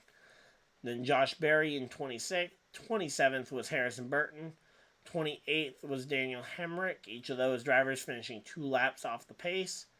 Then you had Zane Smith, Kaz Gralla finishing 29th and 30th respectively, both of them 3 laps off the pace. Then you had erikjones finishing 31st. 32nd was Austin Dillon. Both of them 7 and 8 laps down respectively. Then you had Corey LaJoie finishing 33rd, 108 laps off the pace. Joey Logano finishes 109 laps behind the race in 34th. 35th for Derek Kraus, who also finishes 109 laps off the pace. And Austin Cindric, who comes home 306 laps behind the race. But yeah, that is going to be a full rundown through the results of the Shriners Children's 500 here at Phoenix. Bell has climbed from his race car. He looks excited, but yeah, that's pretty much everything from me here in Phoenix. And again, I will be going ahead and doing a race recap here, and that video should be out tomorrow, probably around noonish. So stay tuned. Of course, if you guys haven't already, hit the like button and subscribe if you guys are new, so you guys don't miss any future videos or live streams. This is Bell's first win at Phoenix. Not really a big surprise. He's really good at New Hampshire. Shocker that would translate to another flat 1 mile oval, but shocker it does. But yeah, until next time, hopefully you guys enjoyed, and I will see you guys in the next video, live stream, whatever you guys decide to do with the rest of your video or with the rest of your evening. Have a great night, everybody, and